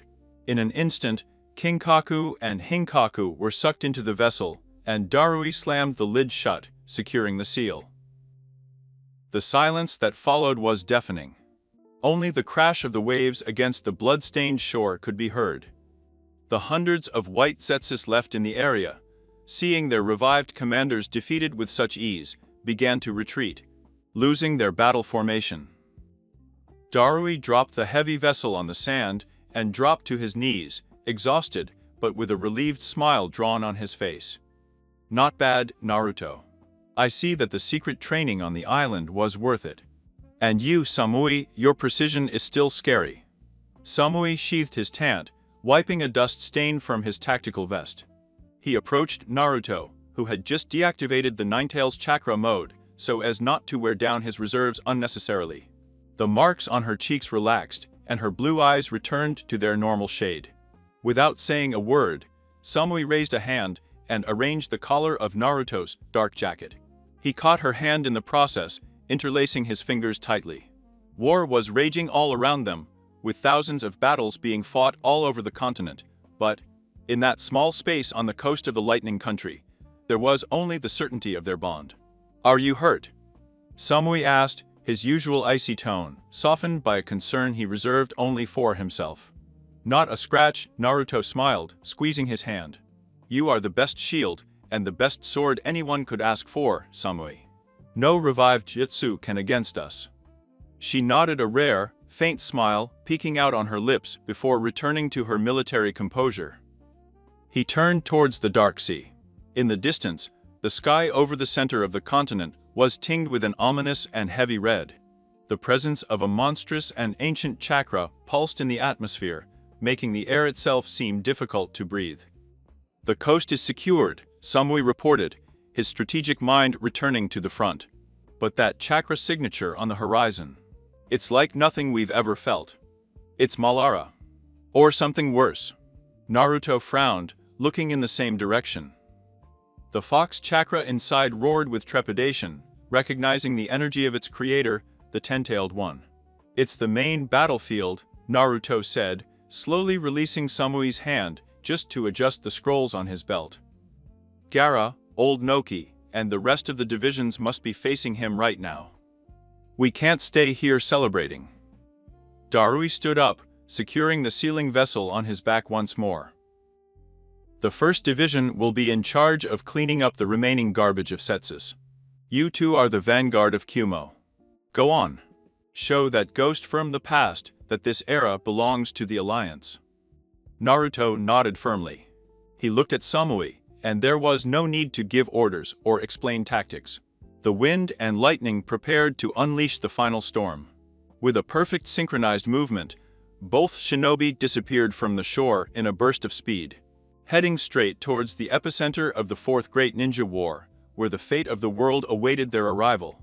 The landscape that opened up before Naruto and Samui was the very definition of desolation. What was once a vast rocky desert in the heart of the continent was now a sea of smoking craters, cracked earth, and entire forest generated by the brute force of the wood element monster. As they approached the epicenter of the conflict, the pressure in the air became so dense that breathing required a conscious effort. At the center of the massacre, floating with a divine arrogance on a pillar of earth, was Madara Uchiha. His eyes, the legendary Rinnegan, watched the 5 cages lying exhausted and bruised at his feet. Madara's perfect Susanoo, a dark blue chakra warrior deity, wielded 2 massive swords that had already altered the geography of the place with a single movement. He's too powerful. Gaara muttered, her sand armor cracked and her breath coming in short gasps. His chakra has no bottom. Noki, the old Tsuchikage, was barely floating, clutching his side. The Mizukage and the Tsunade, who had arrived at the battlefront after waking up from her coma, were trying to reorganize an offensive. But the sheer terror had paralyzed much of the shinobi alliance that was still standing. Madara interlaced her fingers. Susanoo, with his multiple arms, formed 3 simultaneous hand seals.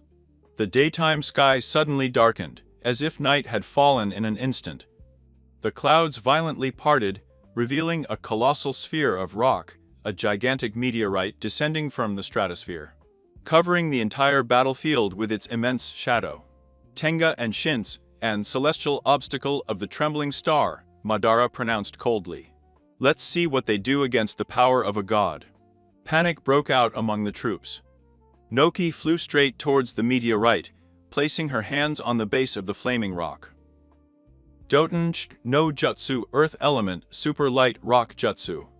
The old man shouted, using every drop of his chakra to reduce the weight of the impact. As Gaara lifted a sea of sand to support him from below, the rock stopped momentarily a few meters from the ground. Noki spat blood, her arms shaking from the inhuman effort. But Madara's smile did not disappear. His Susanoo formed the seals again. A second massive meteor broke through the clouds, crashing directly into the first one. The shockwave was apocalyptic. The combined force threatened to crush Noki, Gaara, and the entire 4th Division under thousands of tons of stone.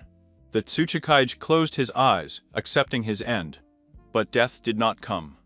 A burst of golden light, blinding as a solar lightning, illuminated the base of the meteorite. Naruto Uzumaki had arrived. His Ninetales chakra mode was activated to its maximum capacity.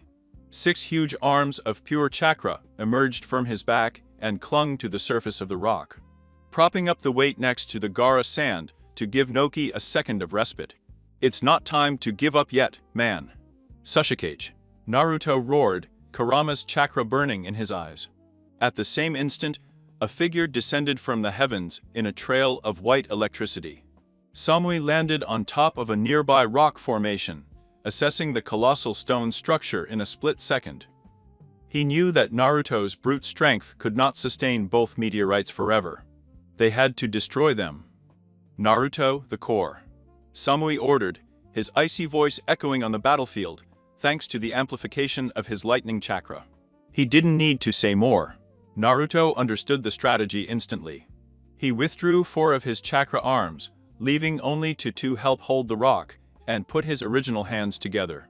It formed a colossal raisin shuriken, so large that the wind blades cut through the air with a deafening screech. But this time, he kept it over his head. Samui disembarked his tant, but did not lag behind. He channeled a massive amount of Raiten, so much so that the air around him became ionized, forming small thunderstorms at his feet. Raiten Kaminari no Yari, Lightning Element Thunder Spear. Samuino launched his attack towards the meteorite. Instead, he aimed directly at the center of Naruto's Raisin Shuriken, shooting a beam of purified and concentrated electric light. The lightning struck the eye of the hurricane. Instead of repelling each other, as the uncontrolled clash of elements would dictate, the perfect synchronization of their wills caused the wind to catch the lightning, accelerating it in a destructive rotation cycle. Naruto's jutsu turned from an off-white blue to a bright electric white. Take this. Naruto shouted, propelling the scent. Raiten Effetin Raisin Shuriken directly upwards, against the center of the second meteorite that crushed the first. The impact was silent for a microsecond before the whole world seemed to explode. The microscopic wind blades, now charged with the absolute piercing power of the Samui lightning, not only hit the rock. They disintegrated it from the inside out. The second meteorite fractured into thousands of harmless pieces, losing all its pressure on the first. Without the extra weight, Noki and Gaara managed to deflect the first huge rock to one side, making it collide against the empty desert, and raising a curtain of dust that covered the horizon. The Shinobi Alliance, which seconds before was waiting for its annihilation, exploded in Victorians. The old Tsuchikage fell to his knees on the sand, breathing heavily, staring in amazement at the blonde that shone in the gloom. As the dust began to settle, Naruto landed gently next to the cages. Samui appeared next to him in an imperceptible flash, guarding his pant with a dry snap. He showed no apparent fatigue, but Naruto, with his senses sharpened, noticed the slight irregularity in his breathing. Without hesitation, he reached out a hand and encircled Samui's waist with a golden chakra arm, infusing him with Kirby vitality immediately. The kunoichi's breathing stabilized in a blink of an eye. She gave him a quick and curt glance, but charged with a silent devotion, leaning slightly on him, before resuming her firm posture of kotanen. In the distance, on his rock pillar, Madara Uchiha watched the scene. His Rinnegan's eyes narrowed, focusing on the golden light and the face shield the boy was wearing on his forehead. That chakra mantle. It's the Nine Tails. Madara's voice was low, but it echoed throughout the battlefield. And yet, you don't wear the symbol of the leaf, but the symbol of the clouds. Interesting. Looks like Konoha let his best beast get away. Naruto took a step forward, the golden cloak billowing with pure energy. The Magatama marks on his neck shone brightly. My name is Naruto Uzumaki, Kumogakuer Shinobi declared, his voice firm and without a trace of doubt. And I'm not a beast. I am the partner of this woman, the brother of the pimp, and the soldier of this alliance. You've lived too long in the past, Malara. Malara let out a dry, contemptuous laugh. His perfect Susanoo seethed, pulling out one of his immense swords and pointing it directly at the couple. A pathetic speech forged by false ties. Do you think that a change of village or the love of a kunoichi changes the reality of this world? Pain is the only destiny of man. Dance for me, then, shinobi of the clouds. Let's see if his wind and lightning can scratch a god. Samui drew his sword once more, electricity coursing through his arm. He was not intimidated by the chakra monster in front of them. His mind was already calculating angles, blind spots on the Susanoo's armor, and recharge times of the Rinnegan's jutsus he had just witnessed. His defense is almost impenetrable, and he can absorb ninjutsu with the predapath of the analyzed Rinnegan very quickly, sharing the quiet tactic with Naruto. If we launch direct attacks of pure chakra, it will absorb them. We have to use extreme speed. Chakra-enhanced physical attacks, or jutsus so fast that your eye can't react in time to form the absorption barrier. Naruto nodded, his face reflecting an unshakable confidence. He was no longer struggling to prove his worth to a village that hated him. He was fighting to protect the future he had built. Understood, Naruto said, interlacing his fingers with hers for a split second, a tactile seal of his promise. I will be the sledgehammer that breaks his armor. You will be the scalpel that cuts it. The battlefield fell into tense silence. The Shinobi Alliance, inspired by the arrival of Kumo's saviors, began to regroup behind the cages. The real war, the final clash between the desperate will of the past and the combined power of the present, was about to unleash its final act under the cracked sky. The air on the battlefield became heavy, saturated by the immense and dark chakra of Madara Uchiha. The perfect Susanoo, a blue energy warrior deity, raised his two gigantic swords. With a simple cross movement, the leaves cut the wind with such force that the pressure generated devastating gusts, capable of splitting the surrounding mountains. Naruto didn't blink. The golden cloak of the Ninetales chakra mode burned more intensely. From his back, 6 tails of pure energy emerged and planted themselves firmly on the rocky earth in front of him and Samui, forming a golden barrier. The blasts of the Susanoo crashed into the Kurama chakra, creating a deafening rumble that made the entire continent tremble. But the barrier remained firm. It's just molded chakra, Naruto, Samui said, his voice calm and analytical despite the apocalypse raging around him. She positioned herself behind his back, covering his blind spot. His size is an advantage, but it also makes him slow over short distances. Then we'll shorten the distance, Naruto replied, a wild smile peeking out on his lit-up face. Madara, seeing that his physical attack had not taken effect, formed a simple hand seal.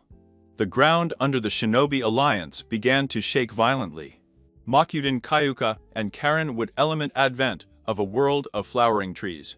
Titanic roots and gigantic trees sprouted from the barren land and grew at a terrifying speed. swallowing the rocks and threatening to crush the injured shinobi. In a matter of seconds, immense yellow flowers opened on the branches, releasing a dense and suffocating pollen. "Don't breathe in that pollen," shouted Tsunade, the fifth Hokage, who was barely standing thanks to her 100 strength seal, absorbs the chakra, and will put them to sleep instantly. Naruto knew exactly what to do. He recalled his training on the high peaks of Kumogakure, where the wind blew relentlessly. He channeled his natural affinity and brought his original hands together, while two chakra arms formed from his shoulders to help him with the seals. Tonda and Topa. Wind element great rupture. Instead of using a normal amount of chakra, Naruto injected the fox's unlimited energy into the technique. A hurricane-like storm came out of their hands, a gale so massive that it uprooted the wooden trees created by Madara, and completely swept away the poisonous pollen cloud, clearing the field of vision for the cages and the alliance. Samui took advantage of the immense gust of wind as cover. With an absolute mastery of the Shunsin no Jutsu body blinking technique, he disappeared from everyone's sight. Madara, with his Rinnegan, searched for the Kunoichi's chakra signature.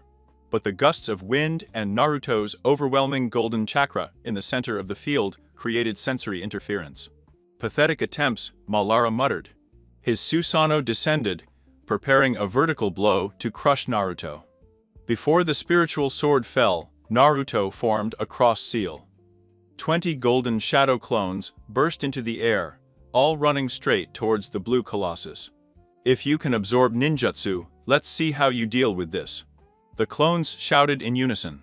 Instead of throwing energy jutsus, the Naruto clones used pure taijutsu powered by the fox chakra. They jumped on the arms of the Susanoo, hitting the joints of the armor with a crushing force. Madara frowned. His Rinnegan's Predapath allowed him to absorb pure chakra attacks, but physical blows and taijutsu were his weakness if he failed. Evading them, the constant impact of the Naruto clones began to slightly crack the surface of the Susanoo. That was the goal. The perfect distraction. At the highest blind spot of Madara, just behind the nape of the Susanoo, Samui emerged from the shadows of the raised dust. Sutan was no longer emitting a simple humming sound, but a deafening roar. He had concentrated all his lightning nature chakra on the blade edge, compressing it by a perfect mastery of the transformation of the form that Ika and Enka. The blade shone with a blinding white light, Raiten Reikirino's in piercing flash lightning element. Samui descended like a vengeful flash. He knew that a large-scale jutsu would be absorbed, so he relied on the pure penetration of his chakra-imbued physical weapon. He sank the tan directly into the crack that the Naruto clones had created in the Susanoo's armor. The clash of energies was brutal. Samu's purified ray pierced Madara's spiritual defense, causing the Susanoo's blue chakra to blink and destabilize for a split second. The blade grazed Madara's royal shoulder, cutting through his red armor and drawing the first drops of the legendary Yukia's blood. In the entire war, Madara opened his eyes wide, genuinely surprised that a Kunoichi without a divine lineage had managed to touch him. "Insolent!" Madara roared. With a quick movement, he activated the repulsive power of his Rinnegan, Shinra Tense and Divine Judgment. A crushing gravity wave came out of Madara's body, expelling Samui into the air with a force capable of breaking all his bones. Samui. Naruto didn't think twice about it. He undid his clones instantly and, using the sheer speed of his golden cloak, swooped in. He caught Samui in midair before he could crash into the rocky ground. He wrapped his arms around his body and used his own back and chakra tails as a shield to absorb the rest of the Shinra Tensei's impact, rolling across the cracked earth until he stopped several meters away. Naruto quickly knelt down, assessing his companion. Samui Kumo's front protector was slightly tilted, and he had a thread of blood falling from his lower lip from the repulsive impact. But his cold blue eyes were so sharp and focused. As always, that eye of his has a pattern of repulsion and attraction, Samui informed without losing his breath, leaning on Naruto's arm. To stand up with military grace. There is an interval of about 5 seconds after using that repulsive force where he is vulnerable. Naruto looked at her, his heart pounding, filled with an unshakable admiration. Even after receiving a direct attack from the most feared shinobi in history, the tactical mind of the woman he loved wouldn't stop. He raised a hand and, with his dust-stained thumb, gently wiped the blood from Samui's lip. She caught his hand, squeezing it tightly. There was no room for fear between them, just a shared conviction. 5 seconds is more than enough for us, Naruto said, his blue eyes burning with the fox's flame. Next time, we won't just rub his armor. We will destroy it. Madara landed about 20 meters from them, his Susanoo momentarily dissipating to conserve chakra after the combined assault. He looked at the blood on his shoulder with an unreadable expression before fixing his cold Rinnegan eyes on the Kumogakure couple. They have coordination and guts, I admit it, Madara declared, crossing his arms. But hope is an illusion of the weak. No tactics will stop the inevitable awakening of true power. Just as Naruto and Samui were preparing to launch a new synchronized offensive, the ground under the entire shinobi alliance suffered a seismic tremor that did not come from any known jutsu.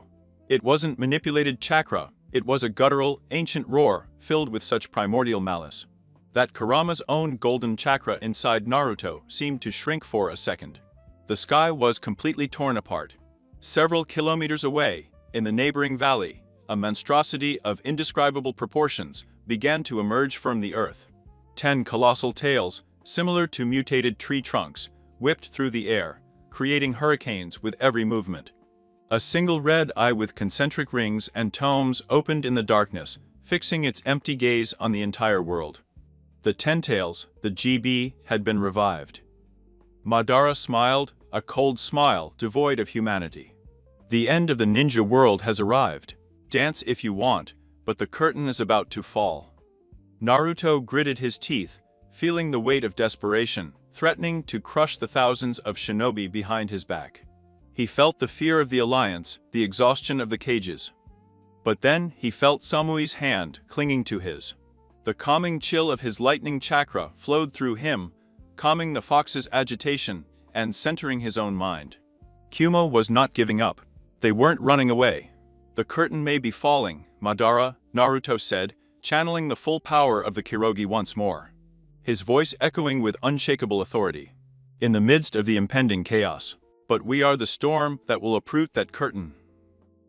With their weapons drawn, and the chakra flowing in perfect harmony, the Hinshriki and the Ice Kunoichi positioned themselves side by side, ready to face the beast of the end of the world and the ghost of the lineage, in the final battle that would decide the fate of all nations.